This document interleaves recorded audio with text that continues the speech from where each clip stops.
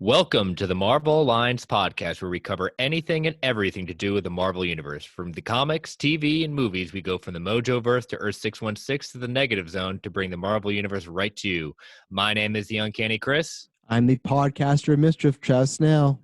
Alliance Assemble. Boom, look at that. We are back. Volume 15. Chris, how you doing today? I'm doing good. You know, we had Monday off. I actually had a pretty free weekend. You know, didn't go anywhere. You know, COVID and all that stuff. Yeah. But enjoyed some time. Got some playing time with Marvel's Avengers. Got some boys watching. Got some family time. So I'd say I'd had a pretty good 3-day weekend. Oh, that's good. Yeah, I went camping because that's one of those things you can do socially distanced. Where we go is we have to take a boat to get this location. So that was lots of fun. So yeah, I took a few days off. It was nice to be unplugged. Literally had no service for about 2 days. So it was a strange thing where last time I went camping, it was kind of in and out. And then this time it was like nothing, but it was nice for a little break. And then now I've just been training, working on cardio. If people follow my Twitter feed, they know I got a big match coming up this Saturday. You know, I'm versing Taylor in a second wrestling match, so I want to check that out. I got your support, right, Chris? You know, of course, yeah. Now, see if Taylor's on this. Let's see if I would ask him the same thing. And you know what's funny about Taylor is I'm going to get into. I don't know Taylor that well. I think he's a great guy. I've had a few interactions, but you win in the sense I've known you longer. It is, but I feel like you'll play Switzerland. I feel like even when it came out on Dark Phoenix Watch Along, you're like, oh, you guys will work it out. But no, we're past that point. But this time it's war. But as we were just talking about, we are part of the Geek All Alliance Network. Tons of things going on there.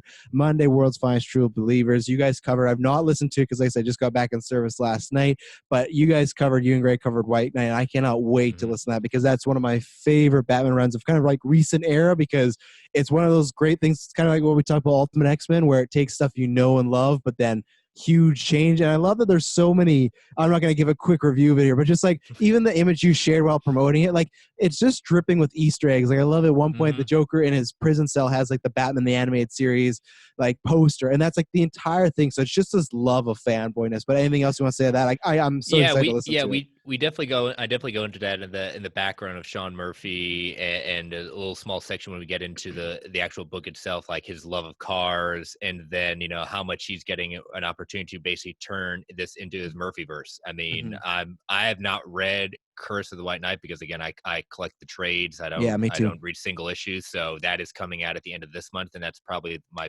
biggest book I'm excited to finally get a chance to read. But you know, the fact that in 2 books he gets to create his own universe, it's just mind-blowing. I mean, he's an amazing writer and artist, so yeah, definitely give it a read. We got a retro coming up this coming week. I'll keep that one close to the vest.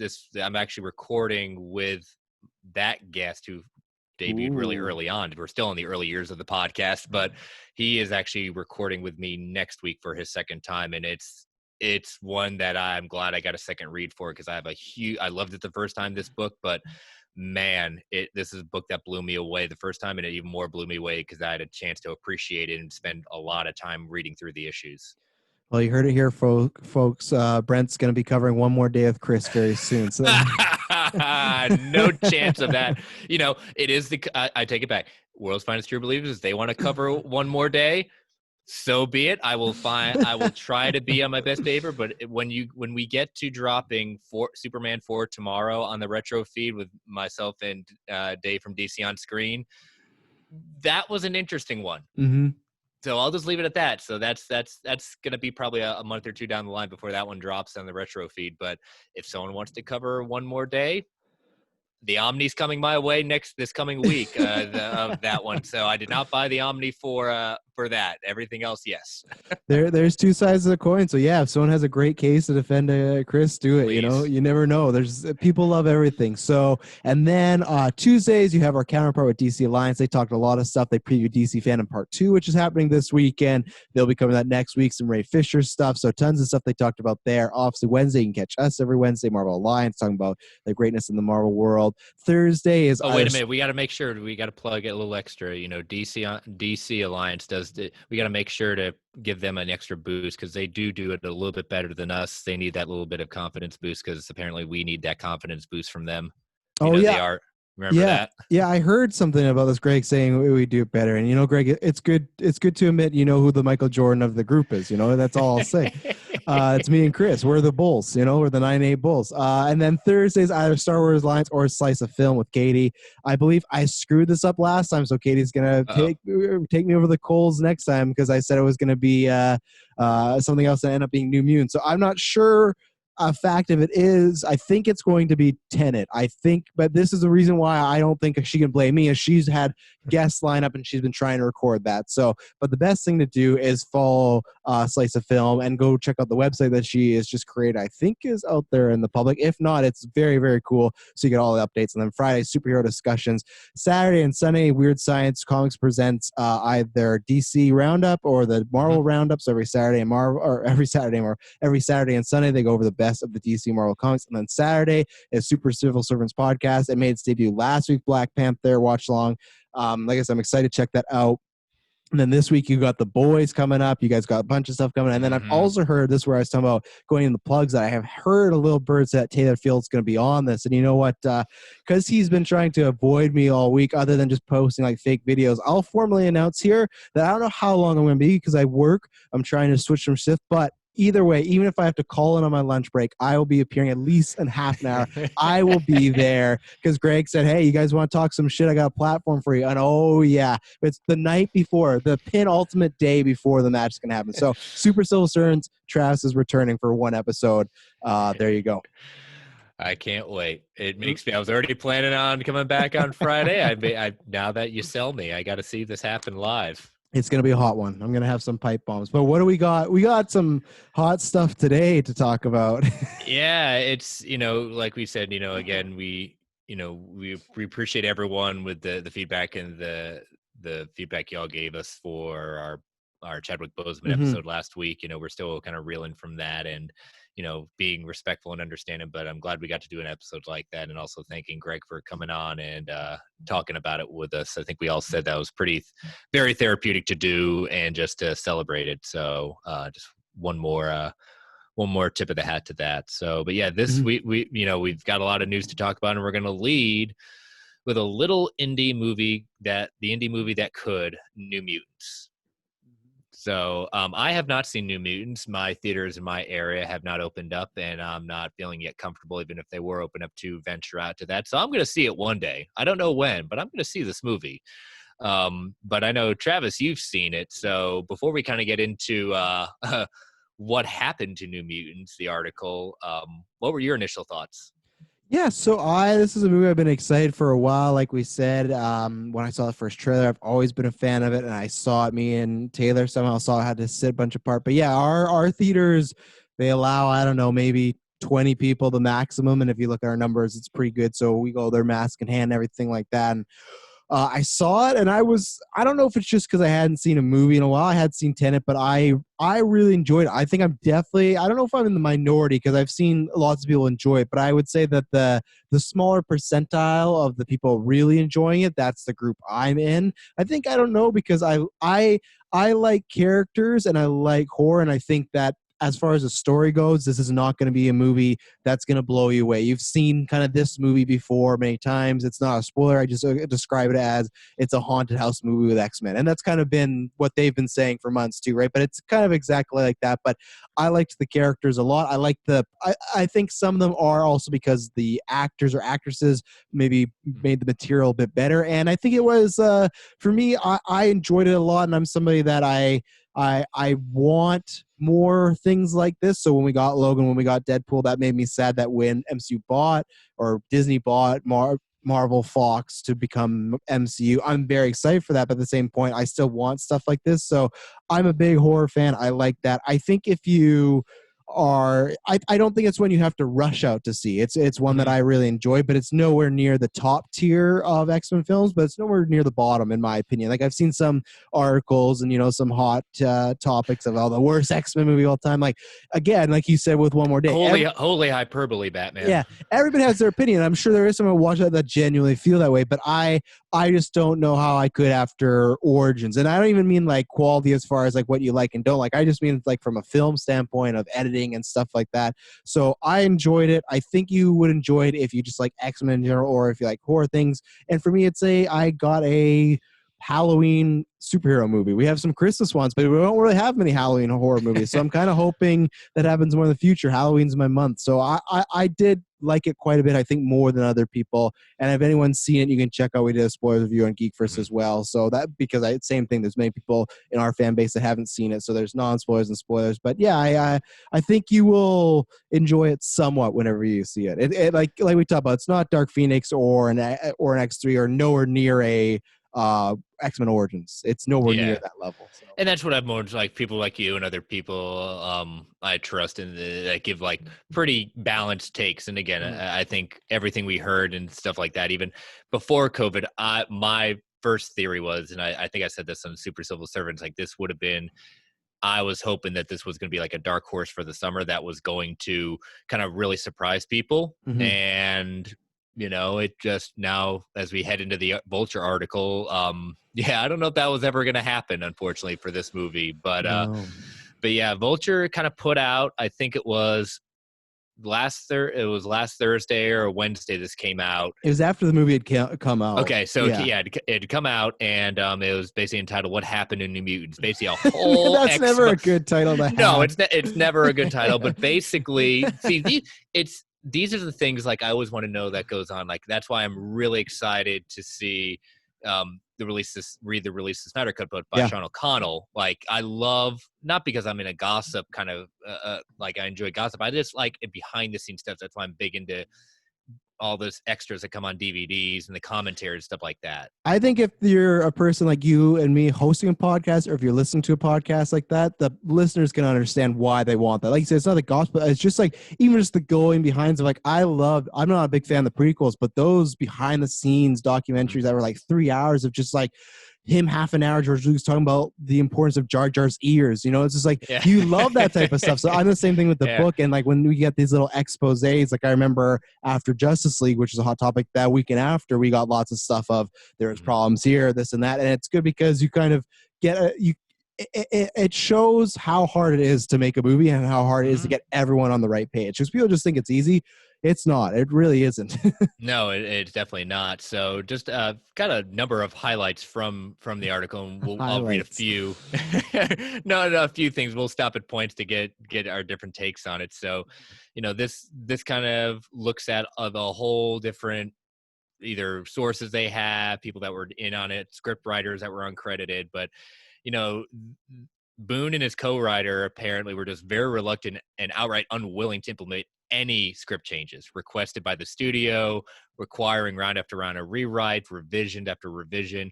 And apparently Fox was so displeased with the initial cut, the studio discussed throwing out the entire movie and starting over with a total reshoot, which towards the end of the article, they basically said that a total do-over would have not necessarily been a financial wipeout, given that the film was relatively a bargain budget. They said you could throw out the movie, start over, and it would still be the least expensive X-Men movie so far. Ooh. Yeah, that lines up though with what before the merger. Remember, it was in that stalemate of the stars just being like, "We're going back for reshoots. We don't know when it's coming out," and like everyone was saying that, and it did. We heard that was going to be reshoots, but then we had heard it's going to be extensive reshoots. So this sounds like, again, it's funny. It sounds very similar to like Justice League. Well, exactly right. We don't like this movie, and because there was rumors going around that so. Originally, this is maybe in some of the article, but Fox went to Boone, and this is some reports saying that they wanted, after it, they're like, yeah, make it full on horror, like go. And then when they saw it, they're like, well, we didn't want you to go that far, so like reel it back. So it's like they kind of, I think that's maybe what started the problems, was they are kind of like, you have carte blanche to do whatever. And then when they were like, hey, do this, they went, no, it's very much similar to like Edgar Wright and Ant-Man, right? Where when he was attached to Ant-Man, I'm sure he could have done whatever, but then when he got worked in the system, they went, it's not going to work out. Clearly this was in a weird time, because I'm very interested in what would have happened. I guess he would have reshot it, but we've seen situations before. Lord and Miller, there's rumors Rogue One that Tony Gilroy came in, and the director Gareth Evans apparently just sat by and watched a guy shoot his entire movie, like about like a third of it. And for me, that has to be like, if that's true, very disheartening as a director. He's never said anything, but we've heard this before where studios will come in and say, you're going to shoot this. If not, we're going to get somebody to shoot it for you, and it's, it's a tricky situation, right? Because we're never in these meetings to know what was discussed initially. Exactly. Like it was interesting to read that outside observers felt Boone and Lee's initial script violated the viewer's expectations for some of the X-Men that were supposed to be a part of it. Like Storm was supposed to be in the I guess the main doctor's role, a powerful mutant capable of psychically controlling the weather, who turned up to be a prison warden in an early version of the script. She was a sadistic jailer, and it felt like the kids were being tortured. If the X-Men are holding young mutants there, it's not going to be the good impression of having what many consider Storm as probably, the best leader of the X-Men at that point. Having her as this role of what we now see, who is the kind of Nurse Ratched of the of the movie at that point. I'm kind of glad that got cut out, because that would have been a total betrayal of the character. It would have been interesting, but I definitely would not have liked hearing that. And I'm glad that got cut out. Well, that's what's interesting, because I think we always are championing directors and writers and their vision, right? But then sometimes when a studio steps in, it is big bad studios. Sometimes you look at what Warner Brothers is going on right now. I'm with many of you guys where I feel, there's some pretty crappy stuff that's going on or had gone on and needs change. But sometimes we've talked about this before, the MCU and other studios, where there has to be a change and a director might not like it, but it fits.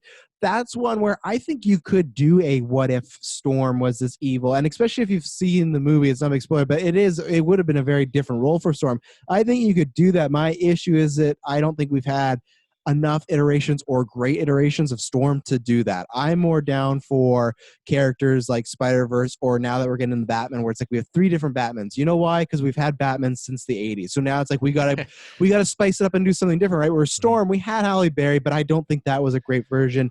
She even came out and said that it's why she really, in the third one, she wanted to have a bigger role, and she basically, I think, was one step away from walking off the movie if her role didn't get done appropriately. And I love who they cast in Apocalypse, and I'm only really sorry that we really didn't get to fully explore her character as much as she could. She was a great younger version of what I could see Halle Berry, what she would become.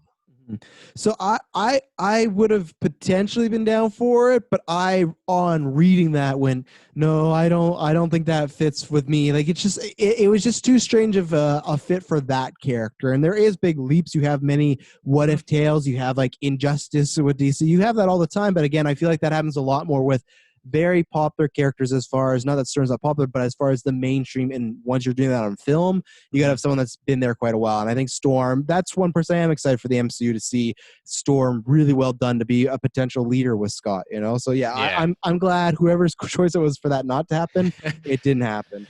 Yeah, later on, after script rewrite, they said eventually a conflict comes to a head in 2017. Just before cameras were set to roll, Fox organized a roundtable script reading in New York to compel Boone to come around to their suggested notes. That works. Here you go. 6 or 7 uncredited writers were invited to be a part of this, including Scott Frank, who is the top screenwriter behind Logan in 2013's The Wolverine, who has functioned as a kind of secret X-Men whisperer, advising many of the franchise's films. What do you do, honey? I'm an X-Men whisperer. That's what I do. I'm going to whisper this, Logan, Jean Grey, do it. According to the Vulture Insider, the collected group delivered a round play of critiques pointing out the lapses in logic, deficits of humor, and underdeveloped characters. Quote, Josh pushed back a little, a source said. People would be like, this doesn't make sense, and Josh would try to explain it. Enthusiasm is not an explanation. Yeah, and that's the thing too. I'd say that I like some of the characters in the movie, and that's what made me kind of give it a passing grade and more in like a C+ sort of B range. But there are some characters where it's just, this is a stereotypical character. Not that these characters are in them, but every horror movie, it's like you get the nerd, you get the jock, you get the cheerleader. This movie has some of those. Get someone up running up the stairs instead of running out the door. Exactly. Yeah, the dumb one, aka the blonde. So that would be the case. I can see that. I just don't think that just doesn't sound like a great approach. That's where it's just one of those things where I'm always bummed out with Star Wars, and I know Taika is directing a movie, and I hope that happens. But I've always wondered as far as how many directors they've had these clash with some problems. Just like I feel that's where I still think MCU, it's amazing what they've done. Yeah, they've had some problems, but the amount of we're in 23 films, so there's probably been like, probably more than that, but more probably somewhere like that 4 to 7 range of problems.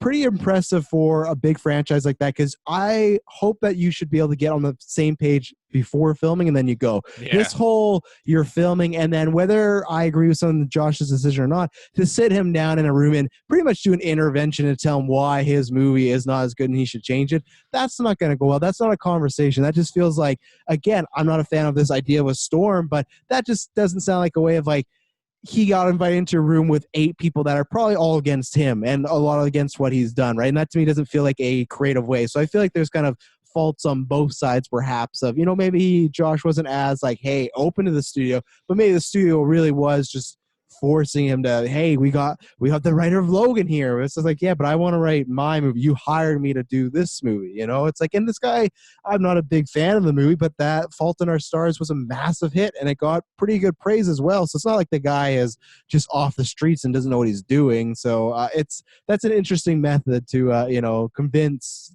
the director of his script changes. And it's just, it gets even more kind of interesting at that point. Just, as you brought up, if the merger hadn't happened, Boone had said that reshoots would have been in the cards, but by the time the merger happened, everything like that, the kids were older, it wouldn't have worked. And so, I mean, he's legit stayed on record that this is his cut. Like, he has not said anything but that. He said it at Comic-Con. He said it even before in different articles, even after the fact, that this is my cut of my movie. There was no reshoots. This is what I want. This is what I want to have out there. And, I talked about, on this show and even on SCS that, I was thinking, well, if it's not going to come out, it's going to drop on like Hulu or something else. And the article goes on to say they did really explore that idea, but because of contracts, because of different things, that were already in place, it wasn't going to be. They had to have a theater release, and it's not going to drop on Disney Plus first. It's going to drop on HBO Max because of the existing Fox contract. Yeah. I think in the pre-COVID world, let's say there was no contracts, I think this absolutely would have been dumped on Hulu or stuff. And I don't mean it that way, but as you can see, I'll say reception for fans is at best split. For critical, and some people care about that and some people don't, but for critical, it's very, very low. So I think that's something that Disney probably knew, that this isn't going to blow the socks off a lot of people. I think in COVID world, though, even without those contracts, it still went to theater, because I think they use this as a test as far as it's not a big movie. Yeah, it's not a Disney movie, but all these movies releasing are owned by Disney. So in fact, it is a Disney movie. So I feel like this was to put out there to see, they're testing a lot of things. We have these supposed stats of Mulan, which it did all right, but like 33 million is not the greatest. And that's why there's this test. And also I'll bring up right here is, as of right now, it's reported as it has a budget, this is New Mutants, of the 60 to 80 million. That could be anywhere, because one, that's multiple advertising campaigns that got shortened. And two, with a budget, you don't always want to say double, but lots of times with a budget, you want to double, because that is print and A. That is P&A. That's print advertising as far as posters, everything like that. So there's a chance. I don't think it is. And also added on with that, we don't know how many times they've tried to start this movie, again, because if they had a chance to start this movie, like Justice League's another famous one, that factored into false starts on previous Justice League, like Justice League Mortal, which was trying to be done way back when. Yeah. Those costs are added back into that thing. So I'm not sure if they tried to do New Mutants earlier in different ways and just never happened, but those costs are also factored in. 100%. That writer's room you just talked about, that's a cost right there. Yep. For anyone just to put a pencil to a piece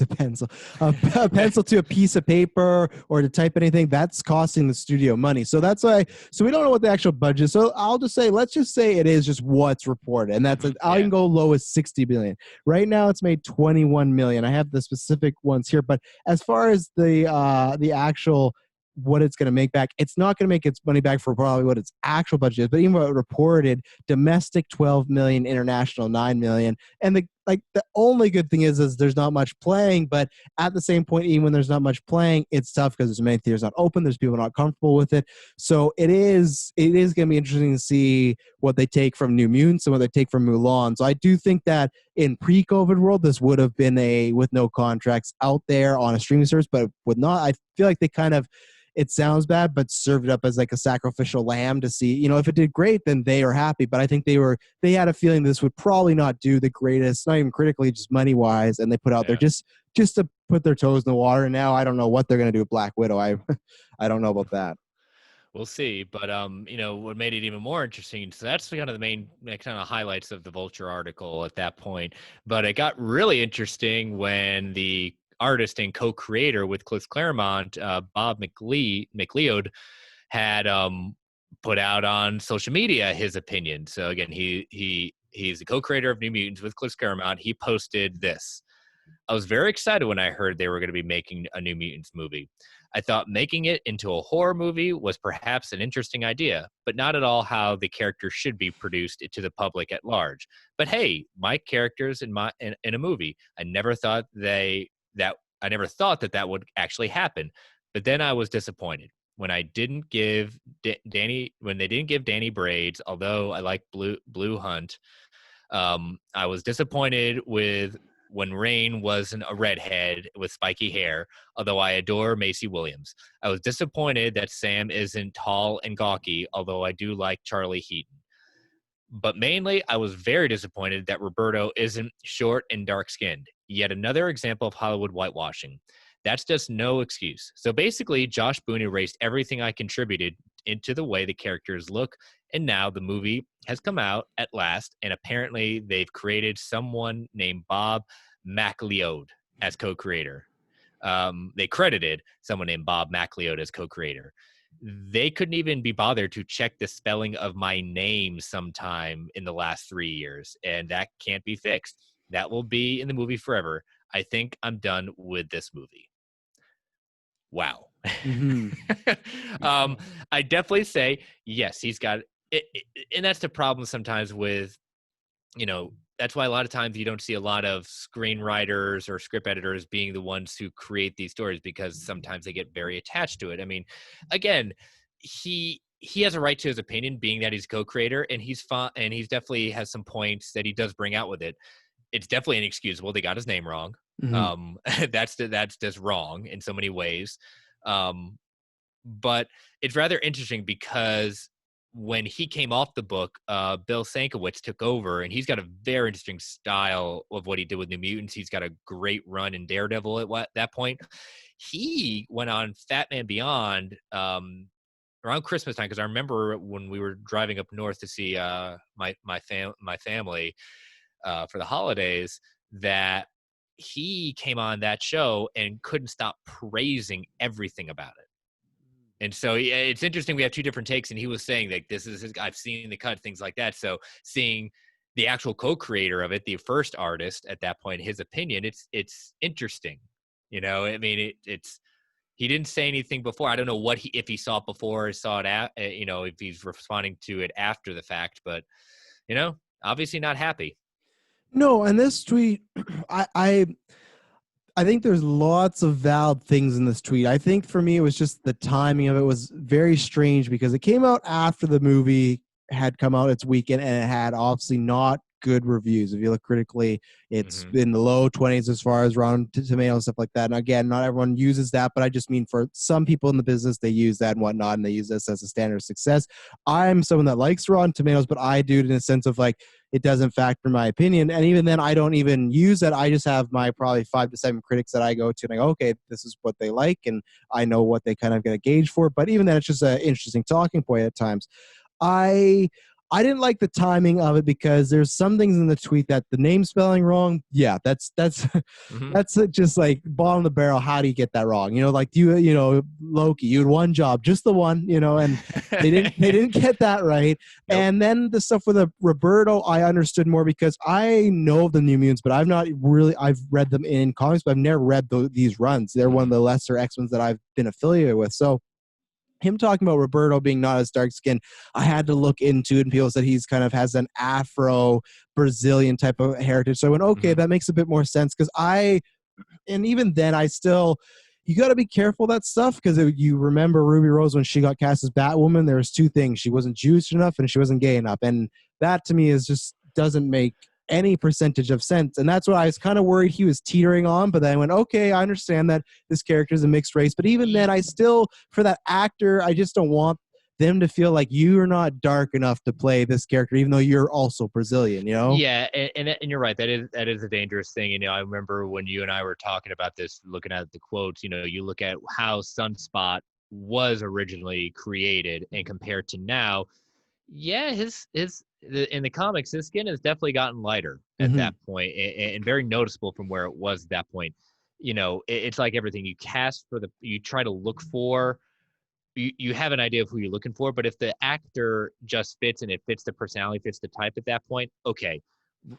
I'm not saying they didn't do their best, and I know Marvel and I know studios have a very long history of whitewashing. Definitely not excusing that. Yeah. And at that point, but you're right. I don't want to take away from the actor that did give his heart and soul to this part and wants it to be, whatever it can be at this point for him. But you're right. He does call a point. Hollywood is whitewashing. That's true. But I don't want to take away from what the actor was able, because he's not a part of that. He simply got cast and did his job. Yeah, and that was my two major problems with the tweet the post was okay, so the skin, we can talk about that. That's definitely an issue. But when he said short, and he did that a few other times throughout the post of like talking about people's hair or saying Steven wasn't tall and gawky, which that actor to me is pretty, like, he's a tall and lanky type of guy, you know, and that was my thing of, I'm never into that. There's still many people that go, oh, the next person that plays Wolverine, they got to be short and they got to get it right. I don't really care about that. That's something in the comic books, but I always go for who is the best actor, you know, and that happened with Hugh Jackman. That's happened with Heath Ledger. That's happened many times when people go, is this person right? And people get proven wrong. And that's the thing where I don't need the look. I don't need her hair wasn't blue. So I didn't like that, because the second part of this is these are complaints that you would see in a preview or a poster. So it's not like you would see the movie and then go, oh, okay, Steven isn't tall. Oh, Roberto's short. These people have been cast for a long time, and we mean a long time now, because the film's been delayed so many times. So I just think that it was strange for it to come out after. I imagine he probably maybe had these problems the whole time, and just because it was kind of getting crapped on that weekend, he decided maybe, oh, this is the time. I wonder if it was a massive success if he would have even said a thing. And that's what that tweet to me kind of, I didn't like. Of course, like I said, spelling his name wrong, some race issues. He brought up some good points, but they just also brought up some stuff of, this feels like the fanboy or fangirl on Twitter that has a profile picture that is not them, and they're just talking about, Robert Pattinson isn't big enough, look at Ben Affleck and his muscles, look at Christian Bale's muscles, Robert Pattinson's gonna be the worst Batman. It's just like, yeah, sure, Pattinson, he could put on some more muscles, but it's like, we don't know the take of the character. And then you get I Am Vengeance. Yeah, and then at the end of the day, that trailer came out and no one cares about, he could be the skinniest Batman in the world, Michael Keaton style, but guess what? If that movie's great, I'm happy to cast Pattinson. So for me, looks is like, there's a general look, of course, and if they can get someone perfect from the comic, great, but I'm not going to say, look over talent. So yeah, I mean, again, New Mutants is a very, it's got a fan base. I'm like I'm a huge X-Men fan, but New Mutants is one outside of what I'm getting into now with Dawn of X and everything like that. I wasn't as drawn to them, not because I disliked it. It's just, as I say, not my tempo, and so, it's just, there were great New Mutant fans out, and they probably may be more disappointed. Like I said, I'm going to reserve judgment, but I'm going into this thing, okay, I'm going to see a movie, and that's what basically I'm seeing. And I do want to see the end of the Fox story, the Fox history with X-Men. I'm sorry it had to go out like this, but before we move on to some more news, I do like Macy Williams' tweet when a Forbes reviewer entitled their article, New Mutants is the worst X-Men movie ever. And she quote tweeted saying, sounds like a must-see. Get your tickets now. Good for you, Macy. Good for you. It was pretty funny. And again, too, with that, it's like, I saw so many theories about, like, she's tearing down the movie or it's just a joke. It's like, we have no idea. I think she's just having fun with it because at the end of the day, it's a movie, and it's also a movie that's been supposed to come out for 3 years now. So I'm sure all the cast at a point is kind of like, oh yeah, that's the thing we did, and it's finally out. Great, we can move on. She'll never be asked about New Mutants likely again until she goes to a Comic-Con, where every interview is like, when's New Mutants come out? When New Mutants come out? So it's like, she can move on. Hey, she got rid of New Mutants and Game of Thrones in the same year, and she can finally start moving on to what she wants to do. Not saying she didn't want to do any of these, but again, it's just like, if that's been your life, you're eventually looking for a change. Yeah. Well, speaking of change, this doesn't make any sense, but I had to go off something. We are about to change topics. So before we do that, we just want to throw some ads. These help grow the channel. As you've seen, there's been new shows brought up on. That's because of you guys listening to this, subscribing, but also listening to these ads and also supporting us on Patreon. You can go there. There's going to be some changes there next week, some exciting stuff. So stay tuned. But so listen. And it's also going to pay for, someone's hospital bills with the fight. Yeah, I take that the GV fund. Don't worry. Actually, Taylor needs to pay for that himself. He got himself in trouble. No, man. Like you know what happened once, Chris? He gave me a hug, and then after the hug, he kneed me in between the legs. That's what he did. He tricked me. Yeah, this is a man. But you know what? That's why you need to listen to the ads, because that helps support the entire channel. And yeah, we said this before. Sometimes it'd be a little loud. I think it just kind of depends on your podcatcher. But we will be back in just a moment. And we're back. So now we got some other news to break down, eh? Yeah. So let's start with some Ant-Man 3. Mm-hmm. We got a couple of series of hits with Ant-Man 3. So first one we've got is from Murphy's Multiverse, saying the title of the article, Ant-Man 3 slated for 2022. According to a new report, the film might just make a 2022 release after all. This is coming out of a Yahoo Entertainment interview with director Peyton Reed. Yahoo's still going. There we go. Yahoo Entertainment is like, who? Yeah. I swear, too, last year they broke some scoop, and I was like, they're still around. Like, good for Yahoo. I used to use Yahoo all the time, but no longer. Oh, I still use some Ask Jeeves, so don't use some Jeeves. But yeah, Peyton Reed was talking about it and dropped a small little nugget and saying that he's officially signed on to direct Ant-Man 3 in November 2019 with Rick and Morty writer, and joining the project in April of later this year. That was Jeff Loveness from Rick and Morty. Currently it's planned for a 2022 release. He said, we have cracked the story and nothing is official yet, but we're quietly working. We're just working through the pandemic. That's followed up with, he did an interview with SiriusXM Stars, and that's also a thing. I was like, oh, SiriusXM still around? All right. Go, keep what do you mean by that? You can't compare SiriusXM to Yahoo. No, I didn't compare them. I'm just saying they're still around because I used to have SiriusXM, and so I've gone on to listening to more podcasts than I ever did. That's why one of the reasons I dropped satellite radio. So it's just like, but I'm not comparing them. People in the comments, let me know. What have you used more recently, SiriusXM or Yahoo? I feel like no. So many people still use Sirius. No, again, I am not of that. I am not comparing the two. All I'm saying is I'm more surprised when I see stories get broken with SiriusXM compared to other things I see stories getting broken. Don't twist my words there. You just made them sound like a dead property, Me fail English, that impossible. But they have a scoop. They have a scoop. Yes, SiriusXM has a scoop. They directly asked him that, can you talk about anything about the Ant-Man 3? And he says, the third Ant-Man movie is going to be much bigger, more sprawling movie than the first two. It's going to have a very different visual template. And that's all he'll say.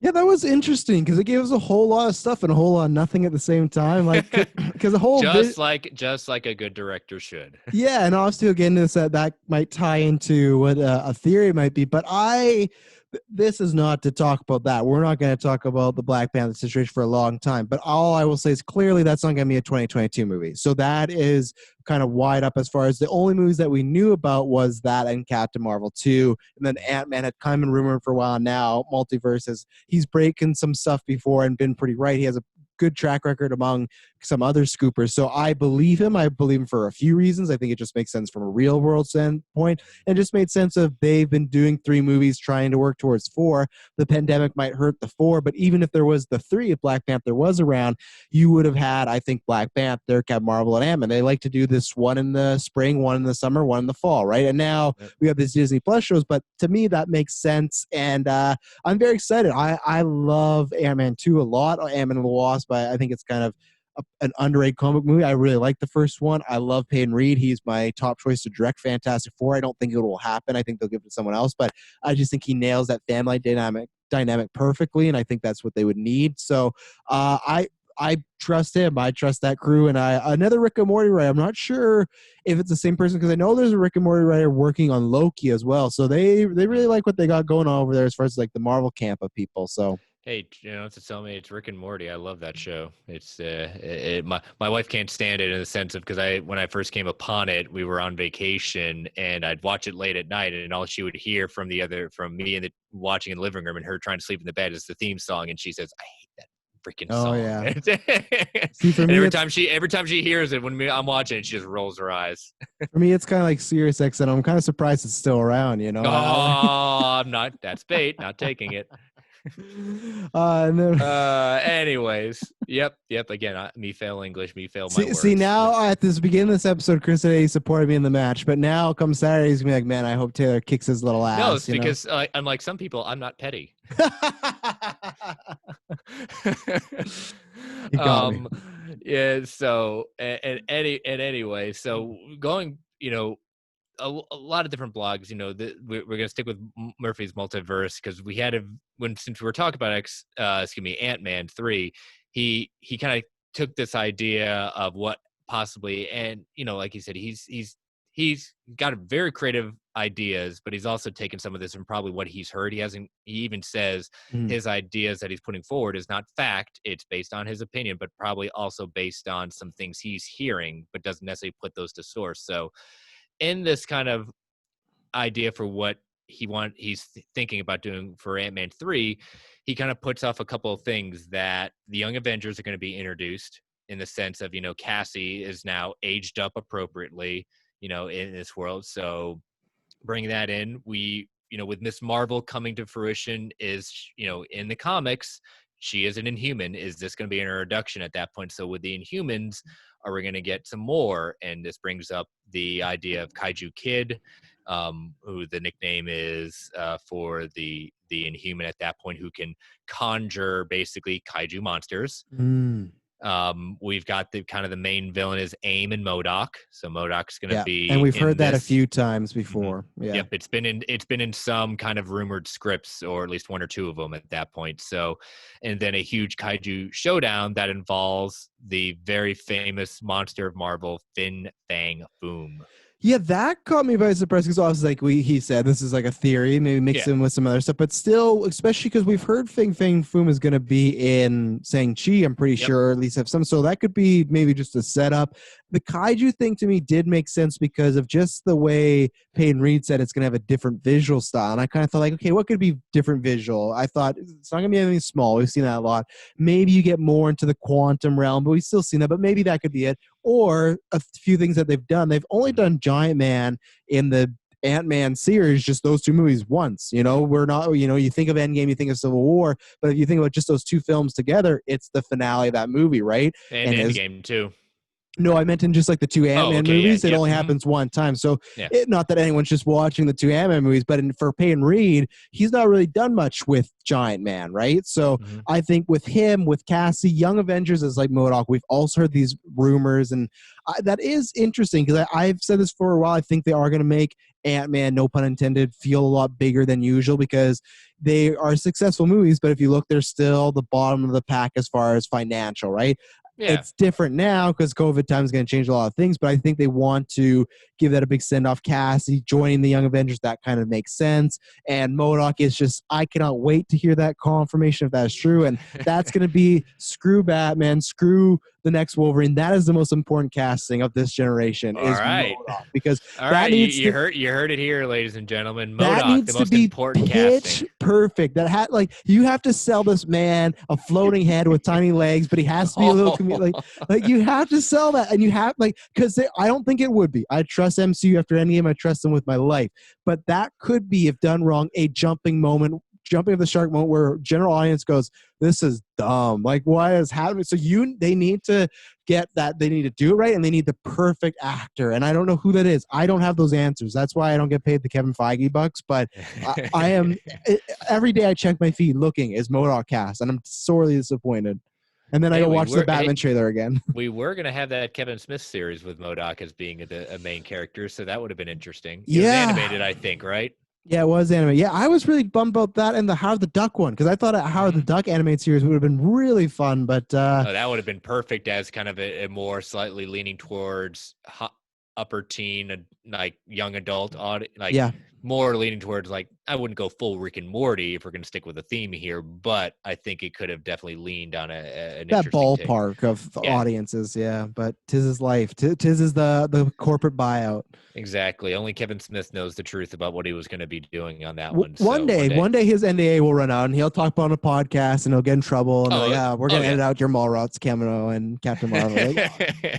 Yes, exactly. So, all right. So moving on, let's talk some video games, some Marvel Avengers. So I know you and I will give our kind of quick thoughts on it after we kind of go over the war table that did right the day. I think it was the day before it came out, or a couple of days before. It was the day before it dropped for the early access, and then so I think it was like the Monday or something like that. So. Yeah, Monday or Tuesday at that point. So the video started off with a tribute to Chadwick Boseman, and then revealing at the end that Black Panther will be a part of the game. They're just delaying it in respect to Chadwick at that point. So, good show on that. Went over villain sectors will feature villain showdowns. They teased additional fights with Taskmaster and the Abomination. Secret shield vaults can be found throughout the game, similar to the beta. New villain group was finally confirmed. Besides AIM, will also include the Watchdogs, which are an anti-inhuman terrorist group from the comics. Events have been confirmed that the game, weekly or seasonal, that will include exclusive items and skins. They're going to add new outposts for SHIELD post-launch. Mega Hives and Secret AIM Lab are to be revealed as additional enemy gauntlets. Alongside came a confirmation that Kate Bishop will be the first downloadable addition to the roster. This also confirms a leak that we saw but from a month ago, and her story will continue where the main story ended. They also teased that it will also introduce a new villain to the game as well, and these types of story expansions will be titled Operations and connected to the new outpost. Yeah, I was surprised by Kate Bishop, because obviously we've heard that rumor, and like I said before, we didn't know for sure if it was a playable character. I'm surprised she's first, but it kind of says it ties into, they've hinted that the story is Hawkeye initially is missing, and that's how you take up Kate Bishop. It's unclear if they're coming out at the same time. We've also heard that she might be dropping in October, he might be doing in November. I like that because it shows that it seems like almost every month for the next little while we're going to get steady content of something new, a new story. I think villains is key because it's not a big spoiler in the game. Lots of people have said, I think that's one thing the game is kind of lacking, is some more noteworthy villains. I think there's a lot of aim bots you fight, and that's fun, but a little bit of aim bots. Yeah, just a pinch of them. But and then the other thing is, so I think Kate Bishop is a big character. She's getting more popular, but I don't think she's on the level of Miles Morales or Hawkeye or Kamala Khan. So I think after the show, it's going to be. So that's why I do think this was going to be the Black Panther reveal. I think they obviously, because they said they altered that. They wouldn't have to say that at all if they weren't planning on dropping him that day, right? I think unfortunately for them, and it's just entertainment. They'll drop him at another time. It's fine. Everyone will still love to see Black Panther, and I think it was a foregone conclusion. But even just seeing the Logan saying, as of right now, they said he's in the game. They haven't said he's playable, but I think they're just waiting to do that for a big reveal, a full on, here's his gameplay, and that's one of the characters I cannot wait, because I've liked the more human based characters as we start transitioning our game thoughts. Black Widow and Cap are kind of my two. I like a lot of them, but I like their gadgets, I like their scrappiness, but I also just love the certain combos and things you can update in their skill tree. So I think Black Panther is going to be tons of fun, and more so than Black Panther. It's just if we can get some playsets in Wakanda, that could be really fun exploring that. I think you could have tons of fun. Whatever the villain would be, who knows? But yeah, I think that was going to be the one. And so far, I've the three that I said were Spider-Man, Black Panther, and Captain Marvel. I'm way on Captain Marvel. I was wrong. I thought Captain Marvel for sure was going to be revealed that war table, not yet, but because you've played the game, even the first mission, it's not a big spoiler, but like Captain Marvel is all over this game, not just because Miss Marvel is her fan, but they're literally they literally call her out saying she's off planet right now. Well, yeah, classic Spider-Man Far From Home. But even like this is a minor spoiler, but in the A-Day events when you're playing as Kamala Khan, you're going through, you're seeing all this Avengers memorabilia. In this main room, there's a game room, and they have games for everybody on the Avengers team. And there's a Captain Marvel pinball set. There wasn't a Hawkeye pinball set. There wasn't a Black Panther one. So it shows that there's a character made for her. She's in, like, referenced a lot in the story. She is coming at some point, I would say before, well, I guess the year's almost nearly ended. I will say within the next 6 months, we'll hear an announcement at least of Captain Marvel being confirmed. But yeah. Yeah. So, but yeah, no, I mean, I've been playing. I know you finished it at that point. I haven't I didn't bother paying for doing it digitally. I'm a more of a physical guy at that point. I'm still making a decision when I'm going to convert finally to digital. But during the week, I just can't get to play. So waiting for release day. So I played it, Saturday, Sunday, yesterday at that point. So I've gotten to the point where Tony gets, and this doesn't reveal him too much, Tony gets his actual armor at that point. So he gets his Iron Man armor. His actual Iron Man armor. And I'll kind of leave people it are at going to come after you in the comments. Yeah, he gets his suit. I can't believe it. And then people say, wait a minute, didn't he have his suit? Well, there we are. You got to think about that. There you go. Let's play the game. So yeah, so I'm kind of there. I know you finished at that point. Some of my high level thoughts. I mean, obviously from the beta, I haven't played but a few missions that weren't in the beta per se, which is mainly kind of like the Tony missions at that point right now. I still like it. I'm looking forward to jumping on with you, Brandon, and Travis Hines at that point. Hope maybe sometime this weekend, next couple of weeks, we'll definitely have to, but maybe we'll try for this weekend. But so that'll bring it to a different level at that point. But, the collectibles in the game, I collect them, but I really haven't paid much attention to them because it just doesn't seem important. I know they give me some extra stats here or there, but it's just like I haven't really paid that much attention to them. It seems just kind of randomly thrown in with the comics. I mean, I know it's a gimmick, but it seems kind of thrown in. I really like the story so far. I think the story is really impressive for what it is. I like playing certain characters, but it comes off a little button mashy, and that's what my thing was in the beta, which is fine. It's not a critique. It's what the game is. I really wish that I could switch characters at a whim. Yeah, I fair really enough. wish that. And my biggest complaint, outright two furious complaints right now. Furious. I think one, the load times. The load times, if you die at that point, it's just, are you kidding me? I know, first world problems. I'm sorry, but like when in an age where we've got these game systems and these consoles and I've been on games that like instant reloading at that point is fine. The other thing is, what do you mean I can't go back and replay a campaign mission? Like if I forgot something, like what if I want to go back and do something, I missed something at that point. I've heard they're working on addressing that, but basically if you miss something, you can't go back at that point. You literally have to delete your entire save file to go back, and that's not happening where I'm at right now. No, I think they will course correct that one, because I will say that's one thing that obviously you have some complaints, like as far as maybe button mashing and stuff like that. Obviously that's just the game base, and it's that's the game, man. I think it makes it easy to introduce and bring it more accessibility. 100%. And so that's the point of this game. You want accessibility. That's one of the things I love about other games, like for instance, like Ghost of Tsushima was all the different accessibility options they had with that game. And I think Marvel's Avengers doesn't do it to that extent, but they do give those accessibility options that I immensely activate. Yeah, I think it's kind of, I share similar thoughts as far as the beta, as if you played that, you kind of know what you're getting into, and you either like that and you don't. It is arcadey, but I feel like there is some depth there. The load times are, I'm somebody, because I'm going to be reviewing this on Geek First next week with Dylan Musson. He's like our residential, like he's the gaming expert. He just has so much gaming knowledge. He hosts a gaming show on our feed.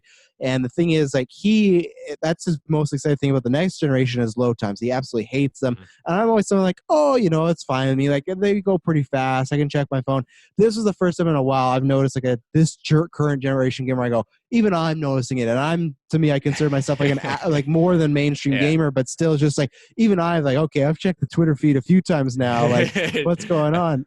I get it. I messed up. At some reason, I didn't hit the X button quick enough. Yeah, so that's where it does feel a little bit dated. So it will be interesting to see when it does the carry over to next gen, if that happens. And as far as the other complaint you had, I think they will fix it, because I think that they have done a good job they had a rocky start, but I feel like they slowly have won people over. And when there is a complaint, they try to fix it. Maybe they can't fix everything, but I think the thing that I love about that, and also I won't say any spoilers, but as far as the story goes, to me, it just shows that these people making the game really care about the fans and care about these characters. Of course, there's things like you can buy cap suit, there's microtransactions, but you don't have to do that. You can all play it in game. It might take a while, but it's a game that I plan on playing for a while, and I think that's a smart thing with them being like, hey, every month you're going to have a new thing. Like you said, we're going to play with Travis and Brent eventually. Hopefully one day down the line, we'll maybe do some streaming and whatnot. Like, I think we'll have lots of fun with this game for at least the next year. So I think there is some cons there, but I think overall,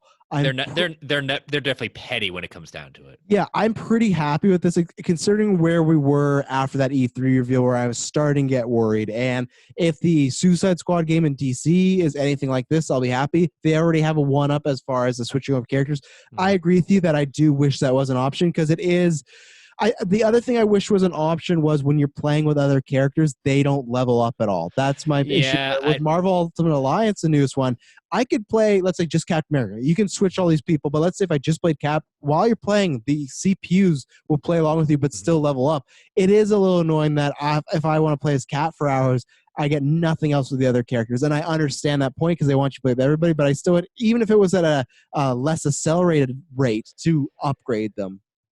And that's where I don't like when games become grindy. And I think that's what sometimes, like, again, I like they have certain centric missions so that you can not feel like, okay, I can build up this character because it's a Iron Man centric story part. It's a Cap centric story part. I like that they do that so you don't have to feel like it. But those are just some tropes. And another trope I know, because it's in the beta and I know it's going to come back, you need to hold on to this section for like 5 minutes in order for that to happen. It's like, really? All right. Well, it's it's video gamey at that point. It's just certain things from video games that I've grown up and just like, all right, I've kind of moved on from this kind of trope at that point. But all in all, I still like the game. I'm more looking forward to continuing on the story. But the thing I'm looking forward to is, jumping on with you all and kind of doing our own Avengers game and just kind of enjoying that. I will say, make sure though you don't play any multiplayer till you beat the story, because there is it does spoil everything. Because I had one friend do it, and he went, "Oh yeah, you don't want to do that." So I was like, okay, not everything he said. Like, there's still some specific stuff, but you'll get a sense of where it was going. So yeah, whenever you finish the story, I think on Marvel Alliance we'll do maybe like a spoilers discussion of the story. We'll tell people like in advance, but I would love to get your thoughts on some stuff, because definitely. I think they take some interesting things, and like it's a non-spoiler thing, but I, along with the rest of the internet, really love what they do with Kamala Khan in the story and her kind of buddy duo cop thing with Bruce Banner. I hope that's replicated in the movie somehow. It's just and again, another non-spoiler thing. I really love this Bruce Banner. I'm someone that's not a big fan of the MCU Bruce Banner. I think he's a bit comedic. I think he's sometimes aloof. This Bruce Banner, I love everything, and that's why I won't get into specifics, but I love everything they did about him. Not only just relationship with Kamala Khan, but it just feels like the Bruce that I've kind of been reading for years. So I think they have a really good handle on lots of the characters as well. Yeah, no. So I'm looking forward to continuing on. It's definitely, do I regret my purchase? No, not at all at this point. I don't. And like I said, the story is really, I'm more surprised how much I'm enjoying the story so far, because I know a lot of times like this game will live and die. And I'm glad, like, Destiny, I kind of got off Destiny a long time ago, just because that story just kind of fell apart, in And my that's opinion. grindy as can be. So if you don't have anything Yes. story wise, and that's one thing I hope with these add-ons down the line, that it might be grindy, but if you have a reason to go back, a Hawkeye, Kate Yes. Bishop, a She-Hulk, a Captain Marvel, that's where it feels less grindy, because it's like, oh, you're leveling up while Spider-Man. enjoying it. Yeah, exactly. So that's where I think if they can keep that where they want you to keep coming back every month to play it and maybe buy something, but still you feel fulfilled with the story. I think that first DLC of Hawkeye and Kate Bishop will be really telling to see how meaty are these stories. I'm not expecting like another full like 5 to 10 hours, not that, but I'm expecting a nice 2 to 4 hour experience of something where I feel, oh, this was warrant of me jumping back in, other than just I want to shoot arrows as one of these characters. Yeah, exactly. So we got some video game news now. Heading back to the movies. Back to the movies. Back to the movies. Back to action. Doctor Strange 2 is set to start filming in November. Murphy's Multiverse. Sure it is, Chris. Yeah, sure, Jan. Yeah. Murphy's Multiverse has learned that production of Doctor Strange in the Multiverse of Madness will begin in the UK in November. Originally scheduled to film in the spring, production never got off the ground because of COVID. But they've confirmed that the production is now just 2 months away. Scott Derrickson was originally coming back for the sequel before stepping down, and that's where we have Sam Raimi now taking the reins of the film. So we'll see. Again, we've seen footage of, Shang-Chi getting back up and running. We've, heard Natalie Winter Portman. Soldier is supposed to be. Winter Soldier's coming back. Natalie Portman saying that they're set to go back to Australia to start filming that. So, I mean, things are getting underway. We saw what happened with the Batman this week, with Pattinson coming down. So, again, there are risks. There are things like that. But as we've seen, nothing's foolproof. But, again, they're at least taking it seriously enough that they feel that most of the time that everything follows, they'll be able to keep this moving along. So yeah, and that's my whole thing of just because the Batman and other stuff is I that's great they have that date. I just, as far as while we're in this grace period of we're dealing with COVID and we don't really have an end in sight,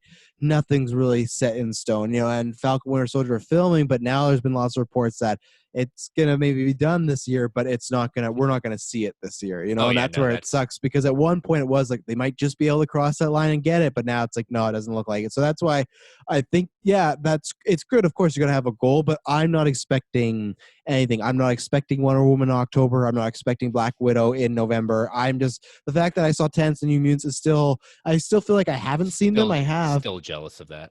Yeah, but even when I saw Tenet, it was a strange feeling of like I wasn't excited because I was just there, and it was just like it didn't feel like it was real. So I will. Oh, it's a Christopher Nolan movie. You're not supposed to make it seem. Yeah, that the double entendre, of course. But until I see them on a set, or until I'm sitting down watching a movie, I'll believe it when I see it.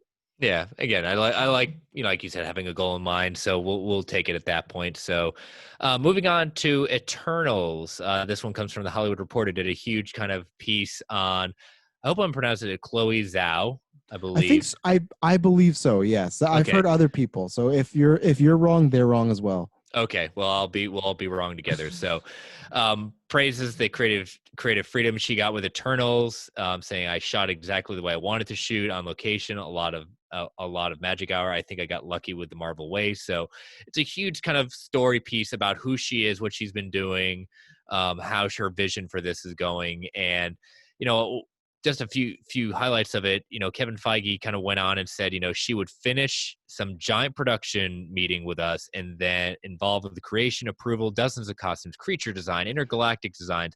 And then she would get in her half solar powered, half corn oil or whatever is her van and drive to the Dakotas for continuing shooting her other project, No Man Land. That she can fit all these into environments is remarkable. So she was doing two things at the same time, two productions of entirely different natures at that point. Feige goes on that, saying that when, her initial pitch to us was really fascinating. And frankly, one of the reasons we moved forward with the movie was because of her vision she brought to it. One of the ideas she embedded in Eternals was a stylistic and rooted in her childhood. She says, I have such deep and strong manga roots. I brought some of those elements into New Eternals, And oh yeah, by the way, it's called Eternals now. It's not they dropped the. So, instead Yeah. of, kind of Huge like, controversy. exactly, instead of the Facebook, you know. Yep. Yeah, we all remember that. Um, but anyway, side note, uh, Great that movie. was also, yeah, exactly. That also was pushing big thematic ideas, is literally about the history of humanity. How much further and bigger can we go after Avengers Endgame, asks Zhao, because I'm not just making the film as a director, I'm making the film as a fan. That's really cool to hear. Yeah. For a franchise that very, very few people know about. It's even fewer people know about it than Guardians of the Galaxy. Oh, I thought you were We're being going full Kirby on the Eternals. I thought you were being facetious talking about the MCU when you were saying like a No. franchise barely anyone knows about. I'm like, but no, you're completely right. That Eternals, other than maybe some mentions, I'm a big Marvel comic fan, and I've read zero Eternals just because one, they just never. It's funny now. Marvel's putting out a new comic book run starting. What is it, this fall, I think, or next year? Yeah, Eternals. the last time I only run with Eternals was Neil Gaiman's reintroduction to it, which is on Marvel's Unlimited, and I know, being an omnibus collector, I know they're making next year a huge push, re-releasing lots of the Kirby arcs at that point, which again, that's marketing at that point. But I mean, it is, but it also it's just shows that they were not a massive thing around. So that's not like they were all like, even like you said, less so than Guardians. I don't think they were just available to, I'm going to pick this up, or they're not on Marvel Limited of like the top 10 things you should read right now. They're very small. They're still very small until this movie blows up. So there's still people that need learning, especially myself, like whether we do it on the show, whether it's by myself, I need to read some because there's a big history there that I'm very unfamiliar with. Yeah, exactly. So, but yeah, he goes on to say, as I started out, she shot exactly the way I wanted. I shot exactly what I wanted, how I wanted to shoot, on location. A lot of magic hour, 360 degrees on the same camera as I did in No Man's Land. Same rigs. It's a bit surreal. I'm still waiting for the shoe to drop. It hasn't. I think I got really lucky that Marvel wants to take risks with something different.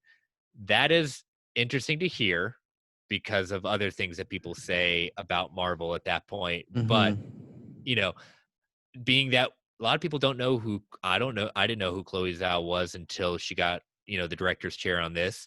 And just hearing someone like that you wouldn't know from pick out of a lineup at that point. Yeah. At least someone that I would know. I don't know her work at that point, but I've always been the person to give her a shot. That's fine. I mean, obviously they saw something, and Kevin Feige saw something in her pitch. Yeah, I'm like, people can call me naive and whatnot. I'll sound like a broken record. This is nothing that surprised me. I always say it's a working relationship. When you have a franchise like this, if you have a sports team, if you have a business, that's how it works. No one, and it's great that sounds like she has so much creative freedom, but nobody in any business just comes in for the most part, says, this is what I'm doing, and that's it. It sounds like she's doing a lot of that, but I'm sure she had conversations. Again, even if Feige says the pitch, you know what a pitch is? A pitch is, here's the idea, what's the best story for it. She didn't just walk into Marvel and said, you're making Eternals, because I said, like, it doesn't work like that. So, and it's funny, I didn't see much pushback on her about like older directors and probably more male directors, like they get that a lot, but I think people are a bit more open to this. I hope people are like that. I feel like since Ike Perlmutter has gone away, we've heard a lot more of these stories from James Gunn, from with Ryan Coogler, talking about with him and Chadwick. We heard last week when we talked about, as far as every day they're talking about, should we change this, do that.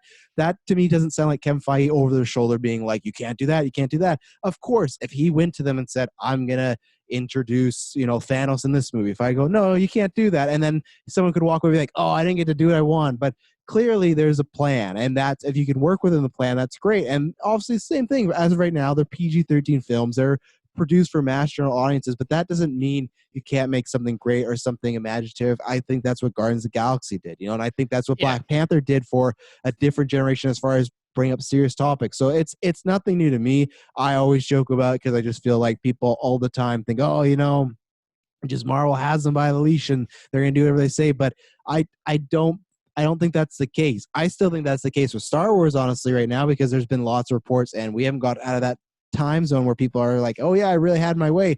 We hear problems every movie where, like we talked about earlier, like Marvel, yeah, of course Scott Derrickson walked away, but Scott Derrickson, Edgar Wright, Patty Jenkins, there's probably a few more, Yeah. but you can count them on one hand, which is pretty And, good. and it's not wrong that their opinion is saying, it's not disproving what they said at that point. Yeah. They have valid things. I remember very vividly Edgar Wright's problems Mhm. and how slighted he felt in that. He does get, part of that script of Ant-Man 1 is part of the script that he wrote Yeah. at that point. But again, He's getting paid for it. yeah, but he was very passionate about what he did right, and that he Oh, was yeah. sorry that it couldn't come forward at that point. So again, it's not discrediting that, oh, they're a bunch of liars. They're not. It happened to them. They walked away or got let go, or their vision wasn't necessarily brought to screen for one reason or another. That's Feige's. That's Marvel's right. We may not like it. We can detract from them. Guess what? That's every movie studio at that point. Oh yeah, they just get talked about the most because they're the biggest movie of all time. That's where they get all the Yeah. eyes on them, right? Exactly. So she goes on to talk about an LGBTQ relationship in the film was always of interest in the story and in the makeup of the different types of Eternals, she says Feige. I think it is extremely well done and look forward to that level of inclusion in our future movies being less in our future movies being less of a topic at that point. It's just what he means by it's just part of it. It's not like, oh, the first LGBTQ person. So I mean, we've heard, again, we'll believe it when we see it, but they've gone on and made a big point of that.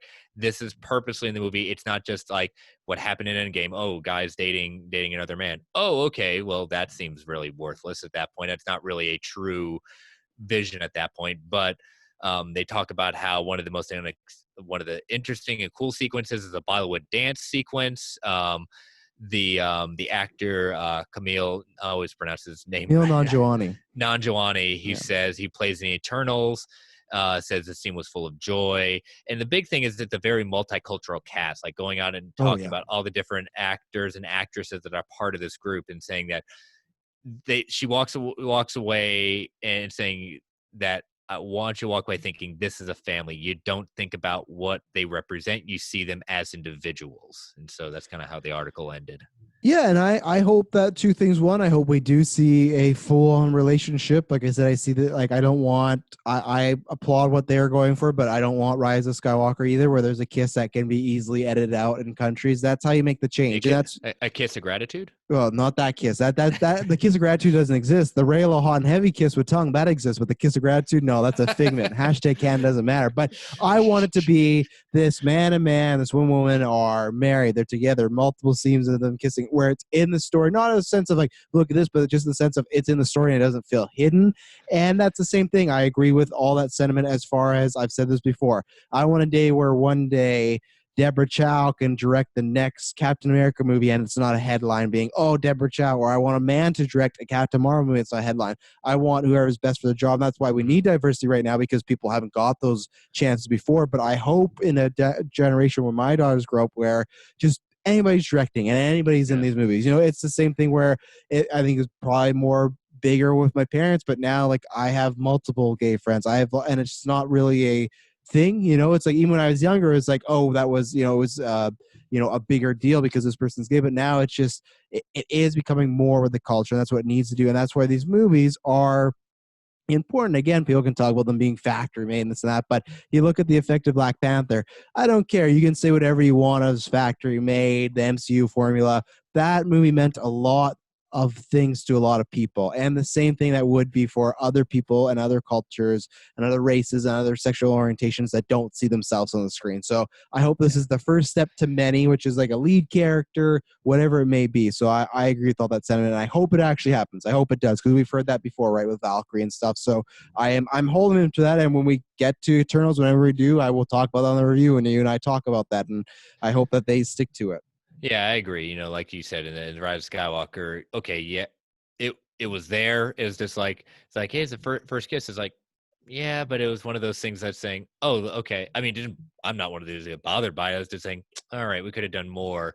But I'm the kind of person, I think a lot of people would agree with me, is like, put it in there, but put it in there with a reason. Put it in there with a story. And I can believe that Eternals, it's not just going to be in there to be in there. It's going to be in there because it fits with the character, fits with the story at that point, and we want to treat this this community with respect. They deserve it. It's time at that point. And like Kevin Feige says, I want to get to a day, like you echoed, that this is just part of it. We don't draw attention to it.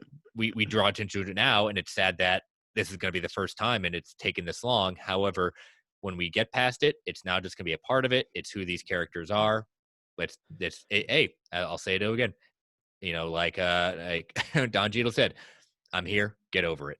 Yeah, and that's the thing too. I want, in a sense, where it can't be edited out. Where that's the thing with Star Wars, where there's a market that doesn't agree with that. Oh, well, we just chop that out and put that in. Yeah, I want the reverse, where they say you're going to show this movie, and if you don't like that, that's too bad. Then you don't get to show it. Then that's all. Yeah. And that to me is like the real stand. That would be amazing if a studio would make a stand like that. Well, but that's if there is characters in Eternals where they are really involved with each other, involved with the story, they may have to, because there's many countries out there that don't allow movies like that. So like you said, we will see. Yeah, I would love for that. That would be a big moment at that point, saying you don't want to show it, fine, you don't get to see it. Yeah, and obviously Netflix has had lots of issues around, like lots of Airbender recently, but there was a few months ago where they had a production where it was about two characters that were gay, and the country said, well, we want you to change some stuff, and they just said, no, we're just not going to film here, and they lost lots of money. And that's the thing where, Netflix, not every company is perfect, but when they did that, I applaud them. That was putting a footstep down. It's like, either you let us shoot this movie here, or if you don't get our business. And that's what I hope obviously it's different. Netflix is streaming, they have a bit more weight, but I would like to see that come from a lot more other people as well down the line. True, and it's tough because it punishes the audience at that point, who may be fine with it at that point, and that's a delicate ground you want to watch. Do you want to punish the audience, or do you want to make a stand at that point? And that's I'm not in charge of those decisions. It's a tough issue. Yeah, exactly. Yeah. So, my opinion's known at that point. We want to get that out there, but also if we're going to be truly a world of change, then let's start acting like it. So yeah, next one, getting some Spider-Man action. Live action series Silk is in the works at Sony. So Sony again hitting back with more spider action.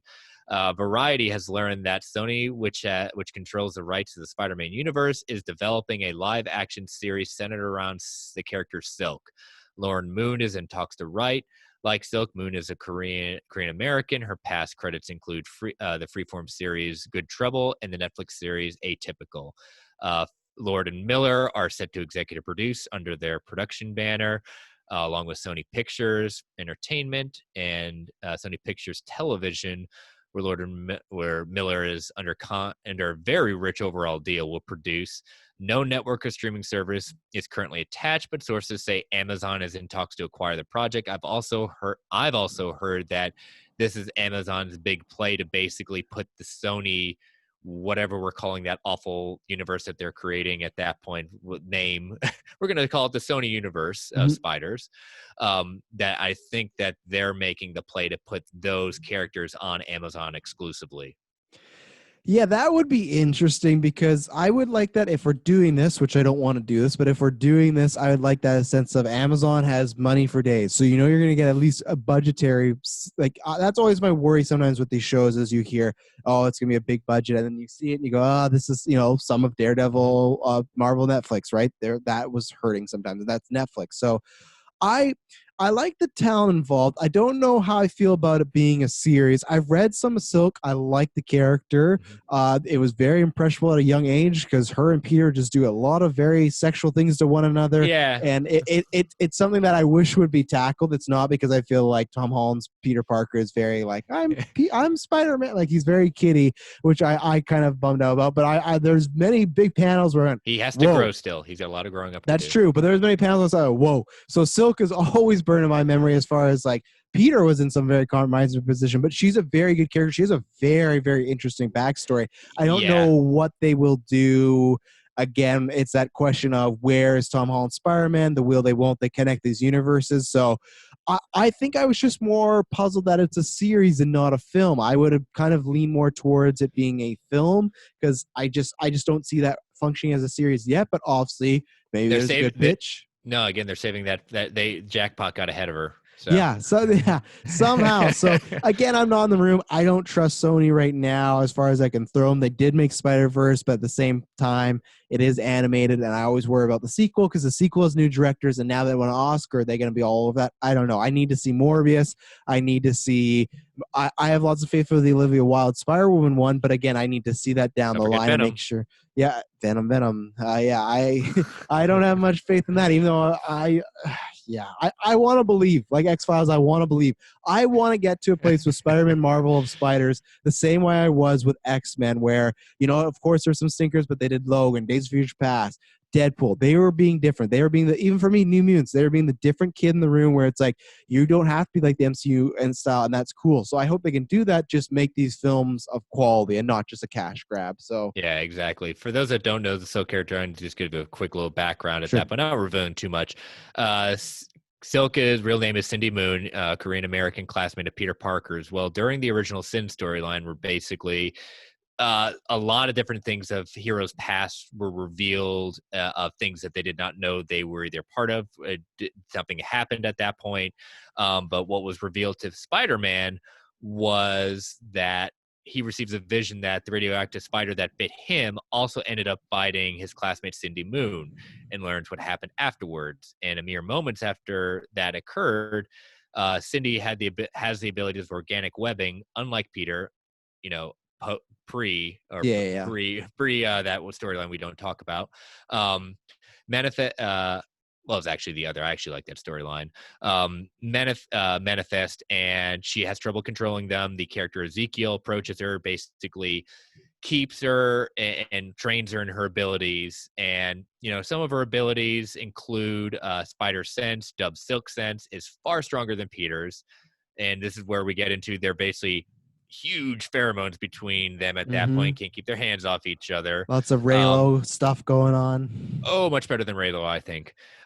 She also has the ability to shoot webs out of her fingertips and has an eidetic memory, meaning that she can recall the image from memory with high precision at that point, without any kind of mnemonic device. So she's a very interesting character. And again, this is the push to include. I mean, that's one of the great things about Spider-Verse at that point, is bringing out such diverse characters and different versions of the spider at that point. So I will see what happens. We'll see if it actually comes to fruition.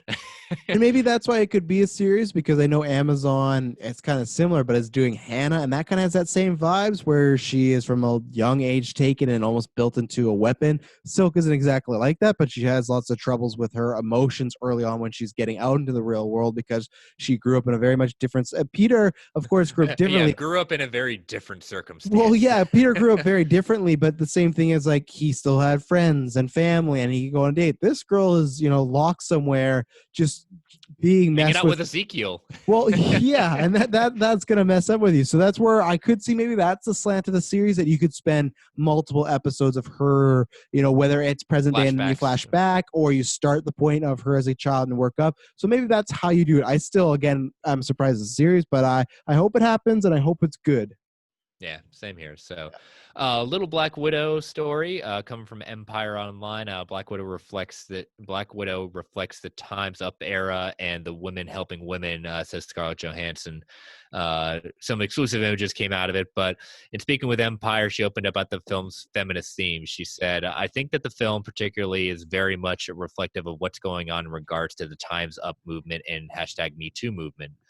It would be such a miss if we did not address that stuff. If this film didn't take that head on. I think particularly for Kate, it was so important for her to make a movie about women who are helping other women, who lift other women up out of the very difficult situation. Someone asked me if Natasha was a feminist. Of course she is. It's obvious. It's kind of an asinine question."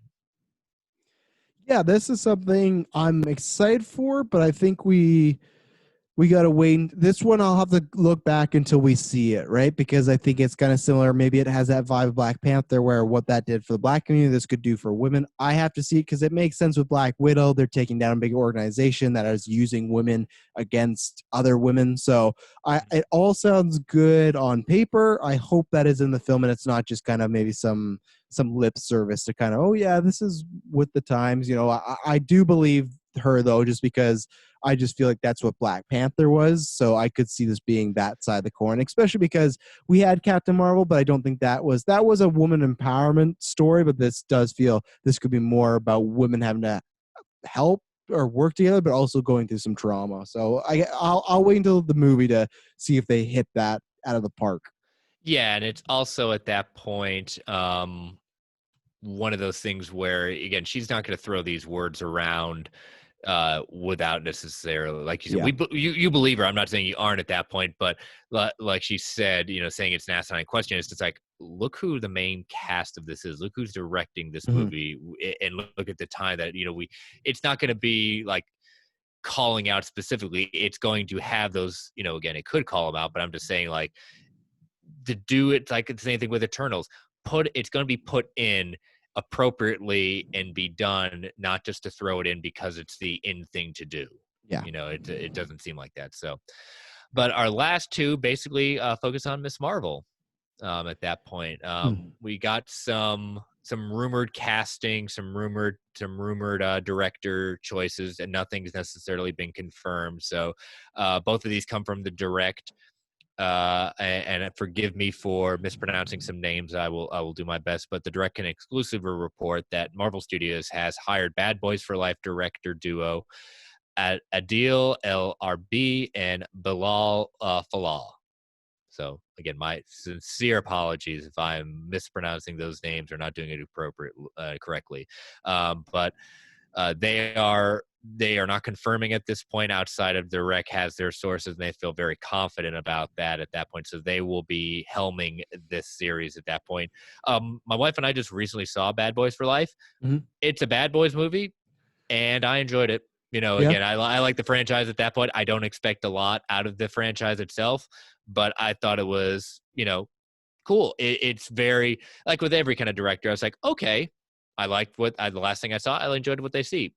Let's give them a chance to do it. I mean, again, we have a lot of duos, the Russo brothers, Lord and Miller at that point. So we have a lot of kind of duos that seem to bring different balances to each other and what they're going to bring to this very, very big moment for Marvel at that point.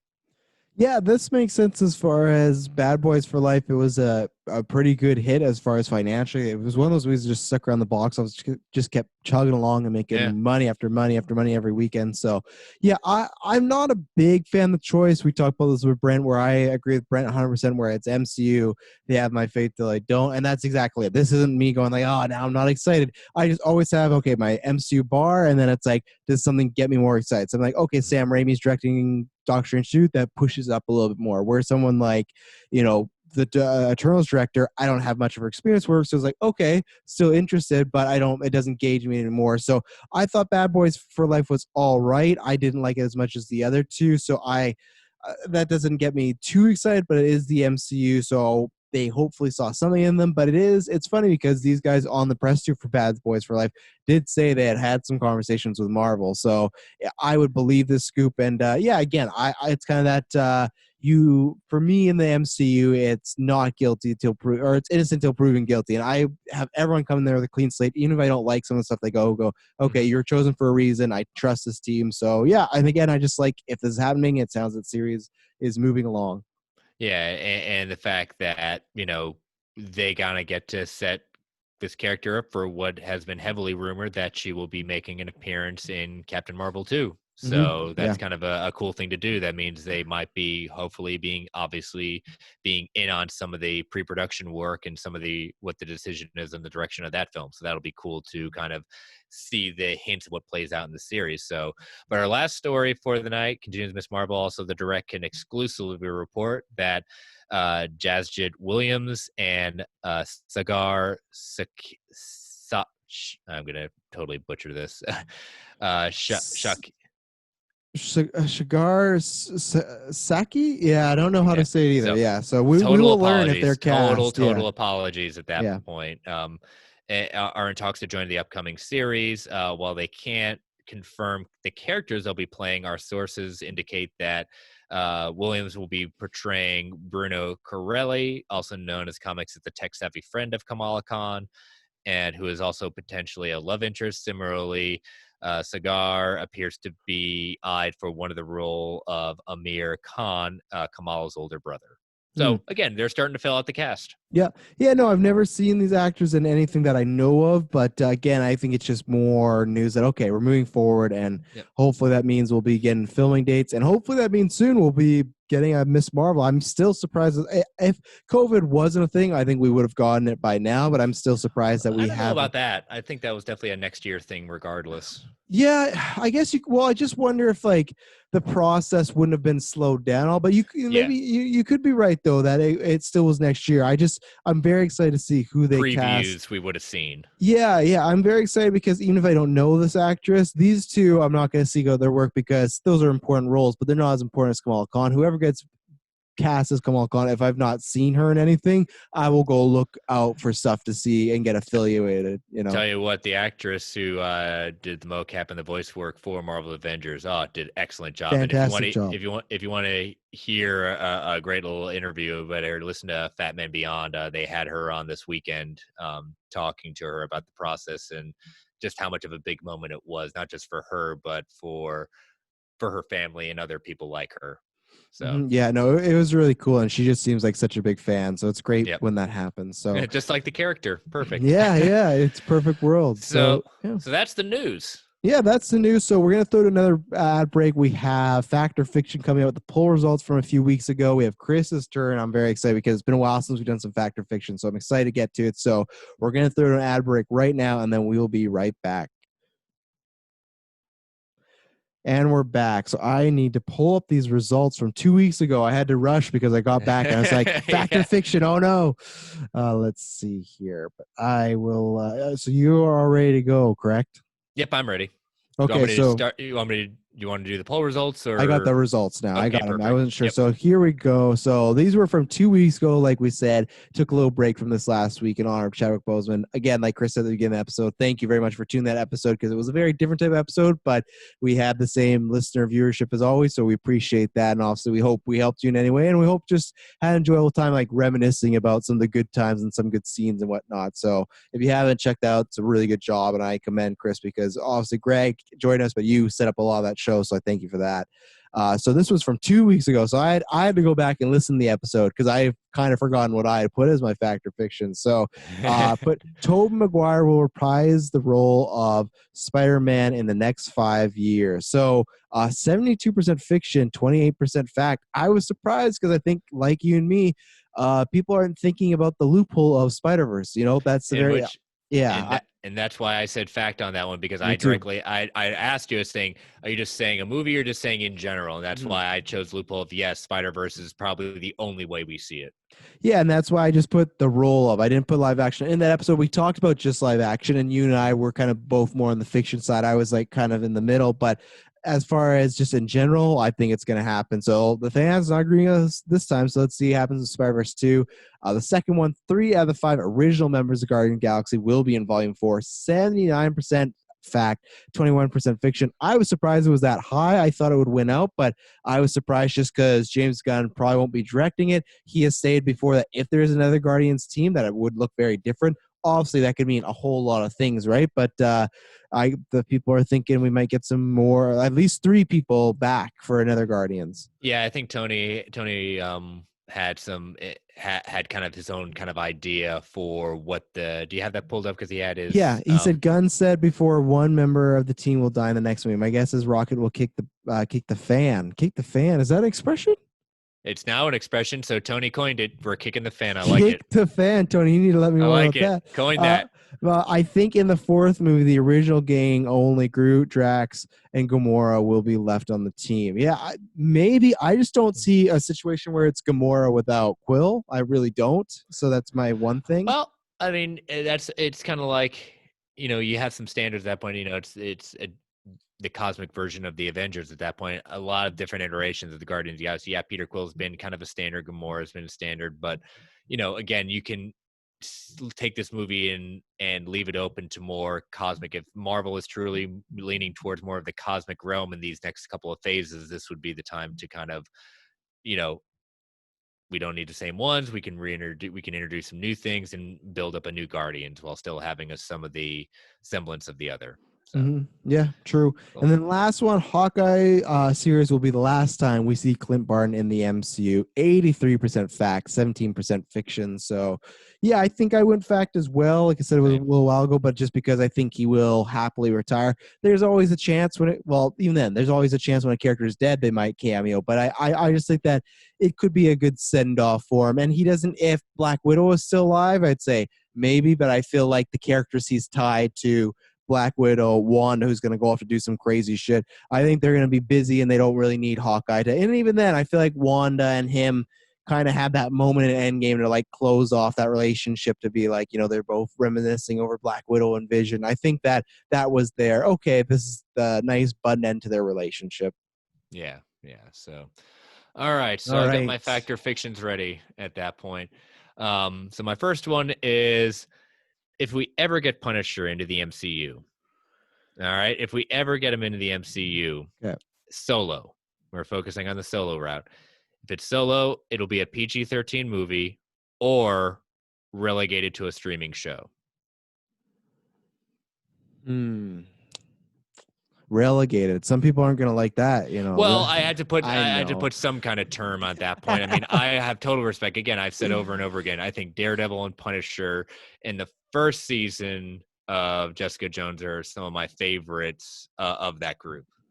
I will say fiction because I think if we see Punisher, it'll either be in a group or we'll see him very quickly in a group, and then we will jump to Cosmic Ghost Rider. I know that's like a big leap. And I know you're singing my stuff. I know people will be like, but you need Frank Castle. You really don't. Enough people. He's not as popular as a Batman or a Superman or Spider-Man, but a lot of people know his origin just because of that symbol of his family was killed, and he takes out, well, he's a vigilante, but he takes out criminals, right? There's not much to it. So that's why I could see him having a almost like Black Panther type role in a Civil War-esque movie or a Spider-Man like that size and then spinning him off, because I do think they'll do something different. And that way you could have Frank Castle be super violent, but against like demons, souls, and creatures. So I'll say fiction because I don't think they'll do anything solo with him. I think he'll be a team-up character a la the Hulk. Yeah, and that's where I see him at that point. I think Marvel, and that's the problem. One could be a problem is when they kind of establish themselves of what they kind of do in the MCU. It's not impossible. That's why we're saying. That's why I agree with you on the team ups. That's why I'll go fiction as well. Mm-hmm. It makes it very difficult for characters like, I'd say Punisher is a lot more difficult in the current iteration of the MCU than Deadpool. Deadpool, you have a little more wiggle room than you do the Punisher. Yeah. At that point. But again, nothing's impossible. I just think it's harder than Deadpool. Yeah. To do that. I agree. Yeah. So my next one is Doctor Strange and the Multiverse of Madness will lead into a streaming series focused on exploring the different Earths. Ooh. I want it to be fact. So I go for these. I want it. I will, because I think I will say fact, because I think even if it's animated, because I know What If is not that, but if What If is a success, I could see them even taking that route of, we're not going to do this live action, but what if we told this multiverse? If, like I said, I don't think this is happening in multiverse, but let's say they went to one universe and Tony Stark was alive and he was like a main villain there, right? They could do that in animated form. So, I will say fact. It's a very like 51-49% for me. My head would probably be even more on the fiction, but I think there's a chance because I think they feed off each other, and Marvel is going to see if DC knocks out of the park with their multiverse stuff. It's going to happen the same way DC saw, look at Avengers making all that money. We could do that too. Don't we have a collection of like 60 characters? Let's try and do the Justice League. Like, they feed off each other. So if Flashpoint, multiple Batmans work, they might go, you know what? There's some money in this. So, and it's called the Multiverse of Madness. I think some people have this theory that it's closing the multiverse. I don't think so. I think it's getting even opening up even more doors. We have to have Secret Wars to do that, and we haven't had our Secret Wars yet. So. Yeah. What about you? No, I'm going fact because, again, What If opens that door for it at that point, even though, yes, the concept of What If, not being animated, but it's basically taking each one of the movies and doing their What If at that point, their flip of something one thing changes, where does it go? That opens up, and by definition, those are different Earths in a sense at that Yeah. point. So I think the success of What If, the success of Multiverse of Madness are going to say, What If is the proof of concept. The further proof of concept is Multiverse of Madness. I think that would be too much. Too many amazing stories can be told on a streaming service, and you don't have to worry about, again, they can be the half an hour shows that What If is setting up at that point. So 100%. Yeah. and you can just have fun. Get those creators out there that you're saying, I don't know if I feel confident for a movie, but I'm going to let you direct and show run this episode and do that. Get your Kevin Smith in there. Like get Yeah. you can do a lot with it. So Kevin Feige, you can have my number, just DM me at that point. And my last one will be Doctor Doom. Doctor Doom will be our new Thanos for the next series of phases of the MCU. We'll be marching towards a Doom finale. Okay, so you talk about like the one that I want the most out of maybe all the fact or fictions you've said before, as far as like what do I want?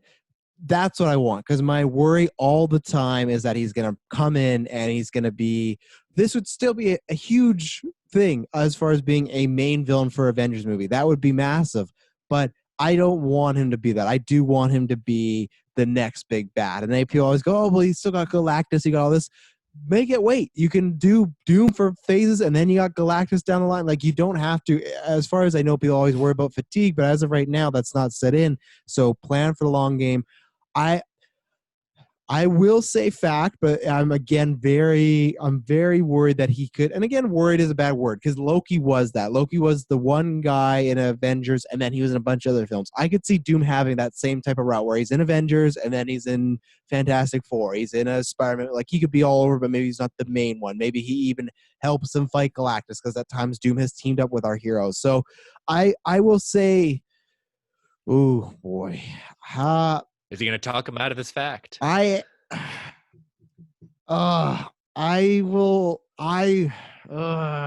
say fiction. I hate it. I'll hate it because I want it to be fact, but I still feel like they may, whether it's X-Men or someone else, they might pull. I want him to be, because I just feel like I see the trajectory of the same thing that happened with Loki, where Loki was in Thor and then he went up to Avengers. I could see the same thing happening with Fantastic Four, where he's the villain in Avengers and then villain in Fantastic Four, then he goes up to Avengers and then they beat him and there's a bigger threat down the line. I don't want that to be true. I want the big build-up, but I will say, my heart hurts, but I will say fiction.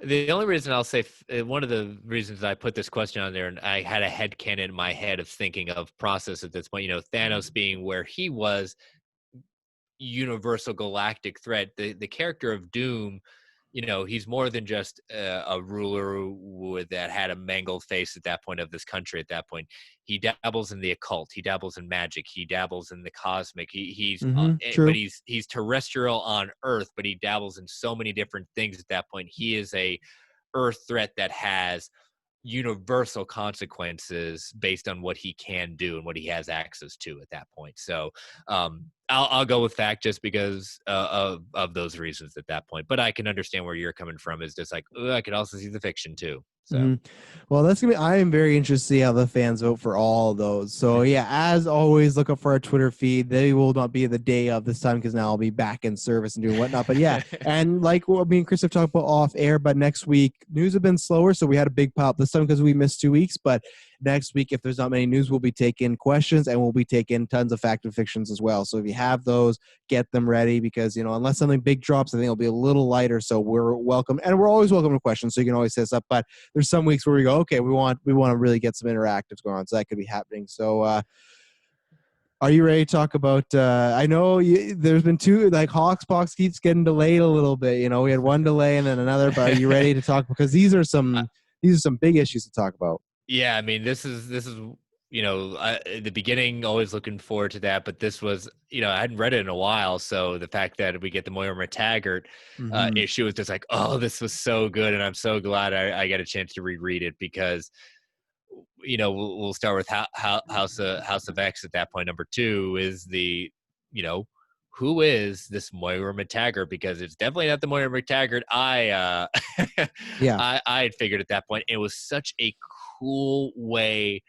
of saying she's a mutant and she lives the lives that she's lived now. Where at the current thing, she's on her 10th life, and the different things she's tried. I love it that they actually include a timeline of her different lives, Oh, and that was chef's so kiss. cool. That was really cool. Even though they go over it at that point, just having it to kind of see and match it with the different ones. They are missing one, and there's a reason they're missing one. We are missing we're missing life 6, and we don't, because again, this is like the third, fourth time I read it. I always forget saying, oh, did I miss year 6? Oh no, they're holding that. That comes later at that point. But just the different avenue she takes from one extreme to the other for changing one thing and doing the other. This was, out of the 2 issues this week, this is my favorite. This is by far my favorite out of the 2. I will say that, and I'll think about, because I've read this whole arc twice. This is gonna be my 3rd time, and the first time, like, I'm reading it, enjoying it, but you don't get to really take it in because you're reading it for the first time. So you're a mix of emotions. You're more in shock at that point, and now you're picking up on different things. Exactly. So I will wait till we get to the end of this series, but I might say that this issue number 2 might be my favorite out of the whole thing, because I've not had the luxury of, it's like people younger than me that go, oh, I already watched Star Wars and I knew Darth Vader was Luke's father because it's just a known thing. And that thing I had with me in comics is like, I knew Bucky comes back as Winter Soldier because by the time I was getting into it, it's just a known thing that this is a massive twist. Same thing with Red Hood and Jason Todd. So this to me felt like this was on these moments like, wow, I'm getting to experience this massive twist, something that is happening for the first time, and it doesn't feel cheap, and it doesn't feel like a gimmick, and it doesn't just feel it worked. And that we've seen that done many, many, many times. Look at, we joked about, but look at One More Day. There's many things where there's an alternate universe where that storyline happened and people go, this was great, they knocked it out of the park, this was such a revolutionary thing. But then you saw what can happen. This could have really blown up of like, oh, everything you've seen with Moira, that's separate lives, she's been a mutant this whole time. It's one of those things of like, you don't bring Bucky back. It's almost like Moira has been a human this entire time. So to make that big change, that's a massive shift in the X-Men lore and as her as a character. It was such a risky move, but one, it paid off because of just the care they give to it. The biggest thing I'll say before we get more into the issue, I think what made it work just right off the bat was how personally they made it, as far as they show her first life and how it was a great life. She had this husband and kids, perfect life. But then the next life, she couldn't do it. Why? Because it literally just felt like she was going through the motion. She was living the exact same life. She says, like, when she you're couldn't with... be happy. Yeah, she couldn't be happy. When you see someone's imperfections, you already know they're coming. When you say, it's just like, if you're dating for the first time and you're flirting with someone and you say something, you don't know how they're going to react, or maybe you ask for the number, you don't know how they're going to react. She's living this life where she knows every single thing about this person, so there's no enjoyment of that. So that's where I think that made this huge, mega, like, earth-shattering mutant twist work, was they made it personal and they made it relatable of like, oh, what was I was in that situation of having to relive the same life. And the other thing, before I throw it back to you, is then they made it science wise, like science fiction relatable, as far as the Terminator effect of, well, I got to go back and kill John Connor. Well, I got to go back and stop John Connor. I love, you see so many ways she tries to fix these issues, and it's that time ripple of like, it keeps correcting itself. And obviously we're on this new path, but everything of just like, I'm going to go with Xavier. Oh, that doesn't work because his dreams are too big and he's almost too friendly. I'm going with Magneto. Well, he's too vicious and that goes against him. I'm going to go really extreme and go with Apocalypse and see what happens. Yeah, and then I'm going to personally kill all the Trasks myself. No, that doesn't work. And it just was like, from everything from personality, as far as just like, I get it, to science fiction, this is super cool, makes a lot of sense. It's just like a home run. They ran to the ball, they hit it back, and then they hit another home run. Like, I couldn't believe what I was reading, and every time I reread this issue, it's just as good as the first time, and it's so well written. Yeah, and again, they do honor different parts of the X-Men history that we do know. We do have stuff. I mean, they're different parts. I love the time that was spent when she develops the cure at that point, and then Mystique and Destiny. Scary. That was a really cool thing. I have never been saying, oh, it's Destiny. It's just like, ugh, I get it. But this whole couple of pages sequence at that point, I have a new respect for Destiny. My gosh, I am scared of her, because basically saying, if you do this again, I will know. So you either help your kind or we will go through this again. And she basically gave her the warning, you think you live forever. There's a finite time. And she kind of gives it like maybe 10, 11, but you're not going to live forever. This will have an end point. So realize that with how you spend your next lives. Oh yeah. Pyro, light her up. Let her feel what death feels like. Yeah, make it slow so she remembers this one. And that's where it's just, that feels like that science, like, and aliens, like, it's not the same vibe, but that, like, horror mixed with sci-fi, that's what that is. I thought the same thing you, Destiny, of, like, that's what happens when you get these arcs of either lesser villains or villains that are completely new for the first time. Sometimes they can not hit at all. And that's where it's just like, oh, this is just, they wanted to do their own thing and it's just not working. They should have went with a classic villain. But when they went with Destiny, it really worked because I was scared of her, and it gave a new appreciation. It was like Mr. Mxyzptlk. At one point in his career, he was not a scary Superman villain. He was a nobody. But then all it took was a new iteration of that character, and he's one of those top bads in like the top 10, top 5s.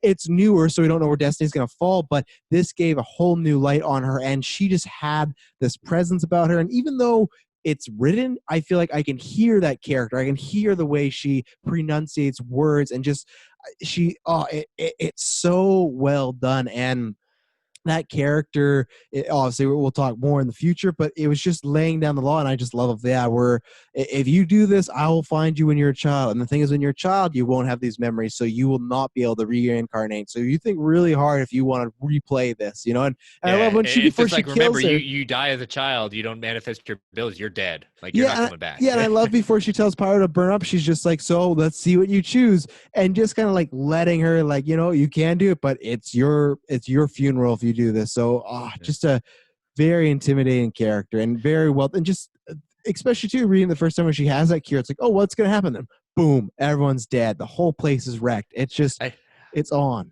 I think I kind of chuckled at one point during her second life at that point when she sees Xavier and she jumps on the plane.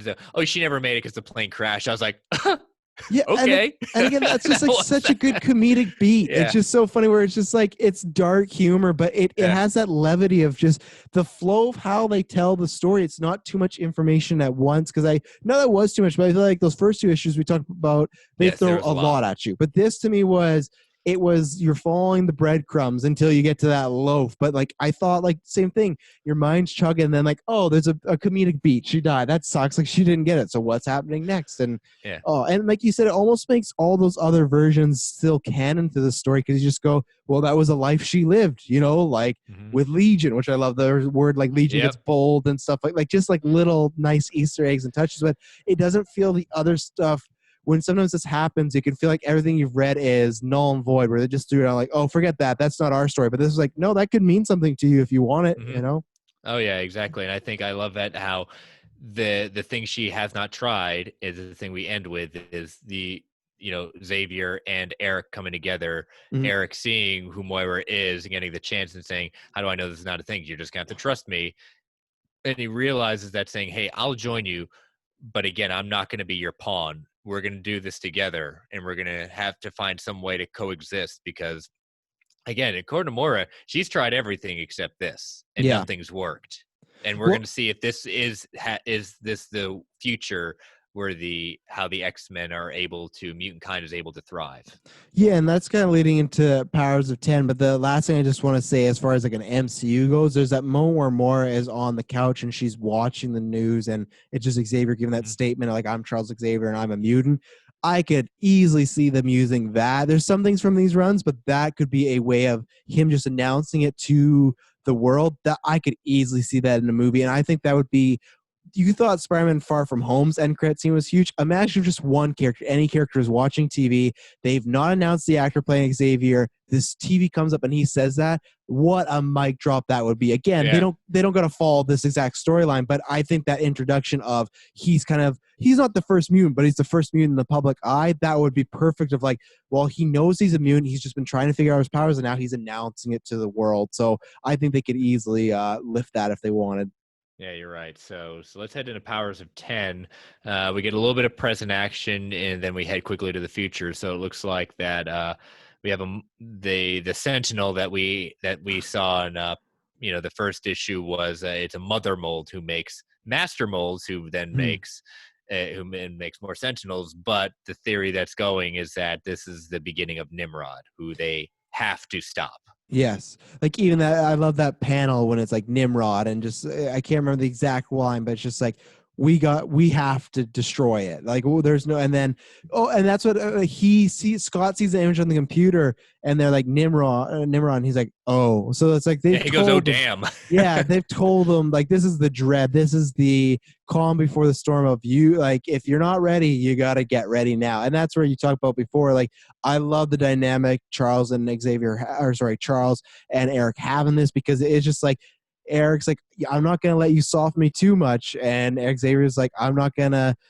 let you harden me as much. Like it's almost like this good double play of like, I will tell you when you're going too far, but I'm still gonna let you go a little far. And Magneto's still like, I'll let you reel me in, but not too much. And they have this great understanding, and I think that was a good tie for last issue, seeing them together. And yeah, this issue of Powers 10. I like it. It's a bit more. I feel it's a bit more of a setup one because I feel like the most of stuff happens in the front load, some relationships, but it's more just showing the evolution of things going on. You got Nimrod popping up as far as just being brutal to some certain, like he just literally burns him down to the skull. And then you got my boy Zorn, who has had a very complicated history in comic books, but I just always like his look, and I love just, we're talking about going to suicide mission. He's like, this is the most excited I've ever been. Like he's such a messed up, like that character from a guy that was Magneto posing him as him at one point of his life to now he's an actual character. Like he's had a very strange history, and I hope we one day see him live action. Yeah, it's interesting. It's only in the next issue we will get like who all these characters are, even though a couple of them we're pretty sure, like Zorn, Wolverine, Apocalypse, but the other two we don't have full names on. But if you're reading along with us, the next issue will tell us who the rest of the other two characters are.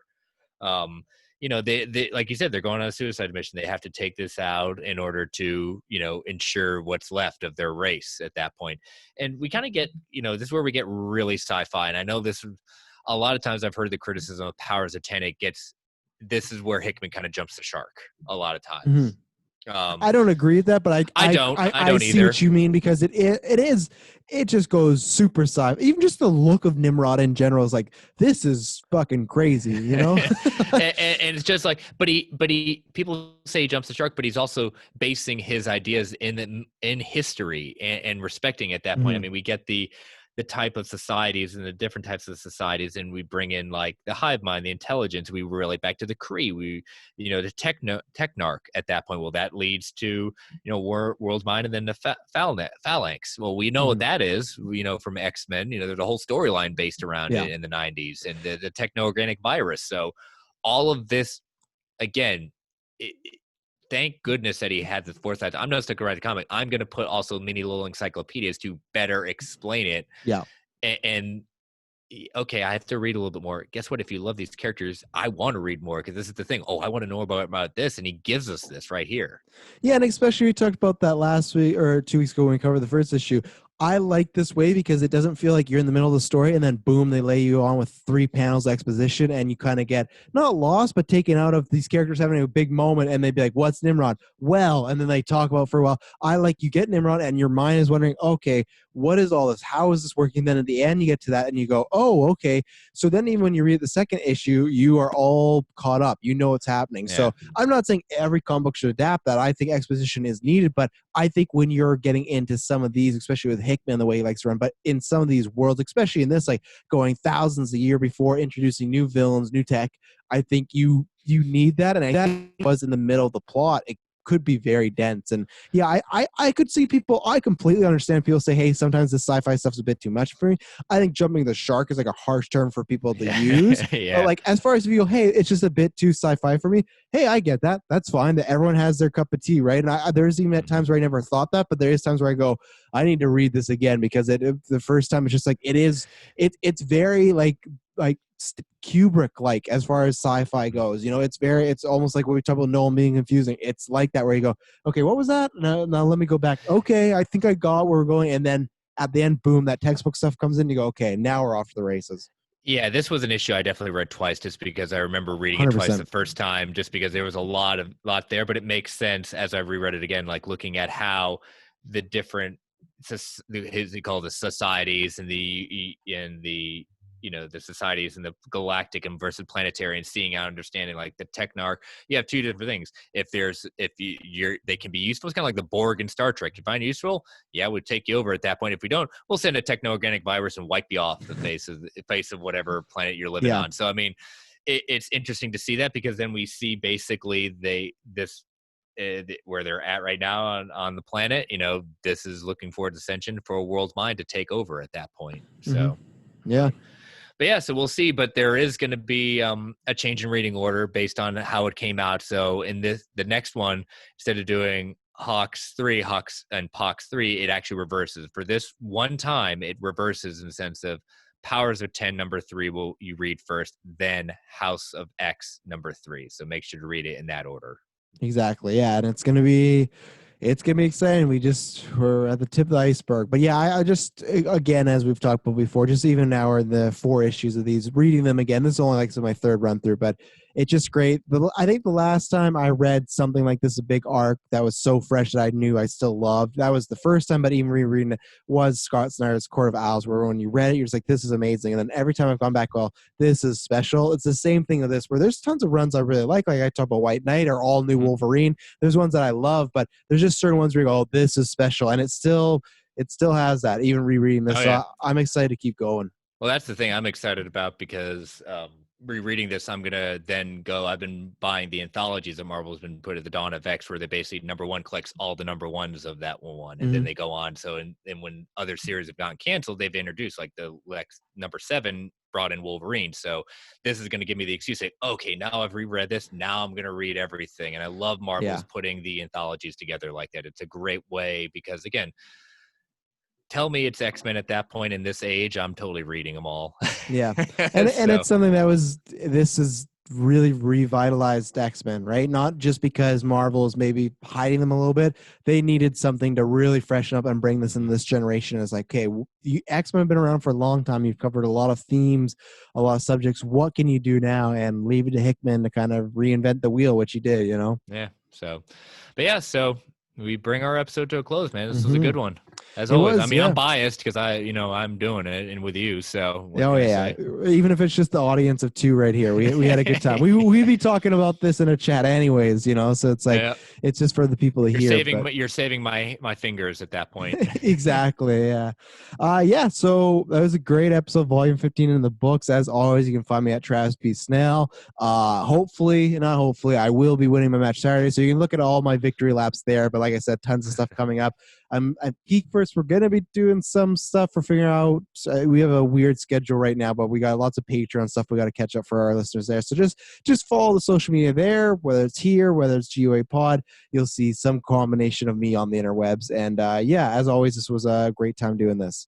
Yeah, always. Yeah, we appreciate it. So, but yeah, you can follow the podcast on Twitter, at Marvel A Podcast, and me personally at Chris Balga. You can email the show, Marvel Alliance Podcast at gmail.com. Again, you can follow the Geek Ultimate Alliance on Twitter at GUA Pod Network.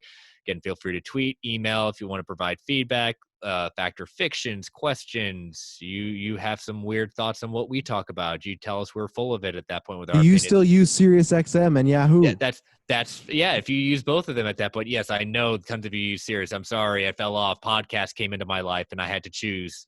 I got to put out a poll. And guess what? Podcasts are free. Sirius isn't. I win. But anyways, so feel free to tweet at me at that point, and I'll say yes, you're right. I'm sorry. I'm still saying it's my opinion, but yeah, continue to rate and review the network on Apple Podcasts, or whichever podcatcher of choice may be. As always, thank you all for listening. As Stan and Man would say, Excelsior, true believers.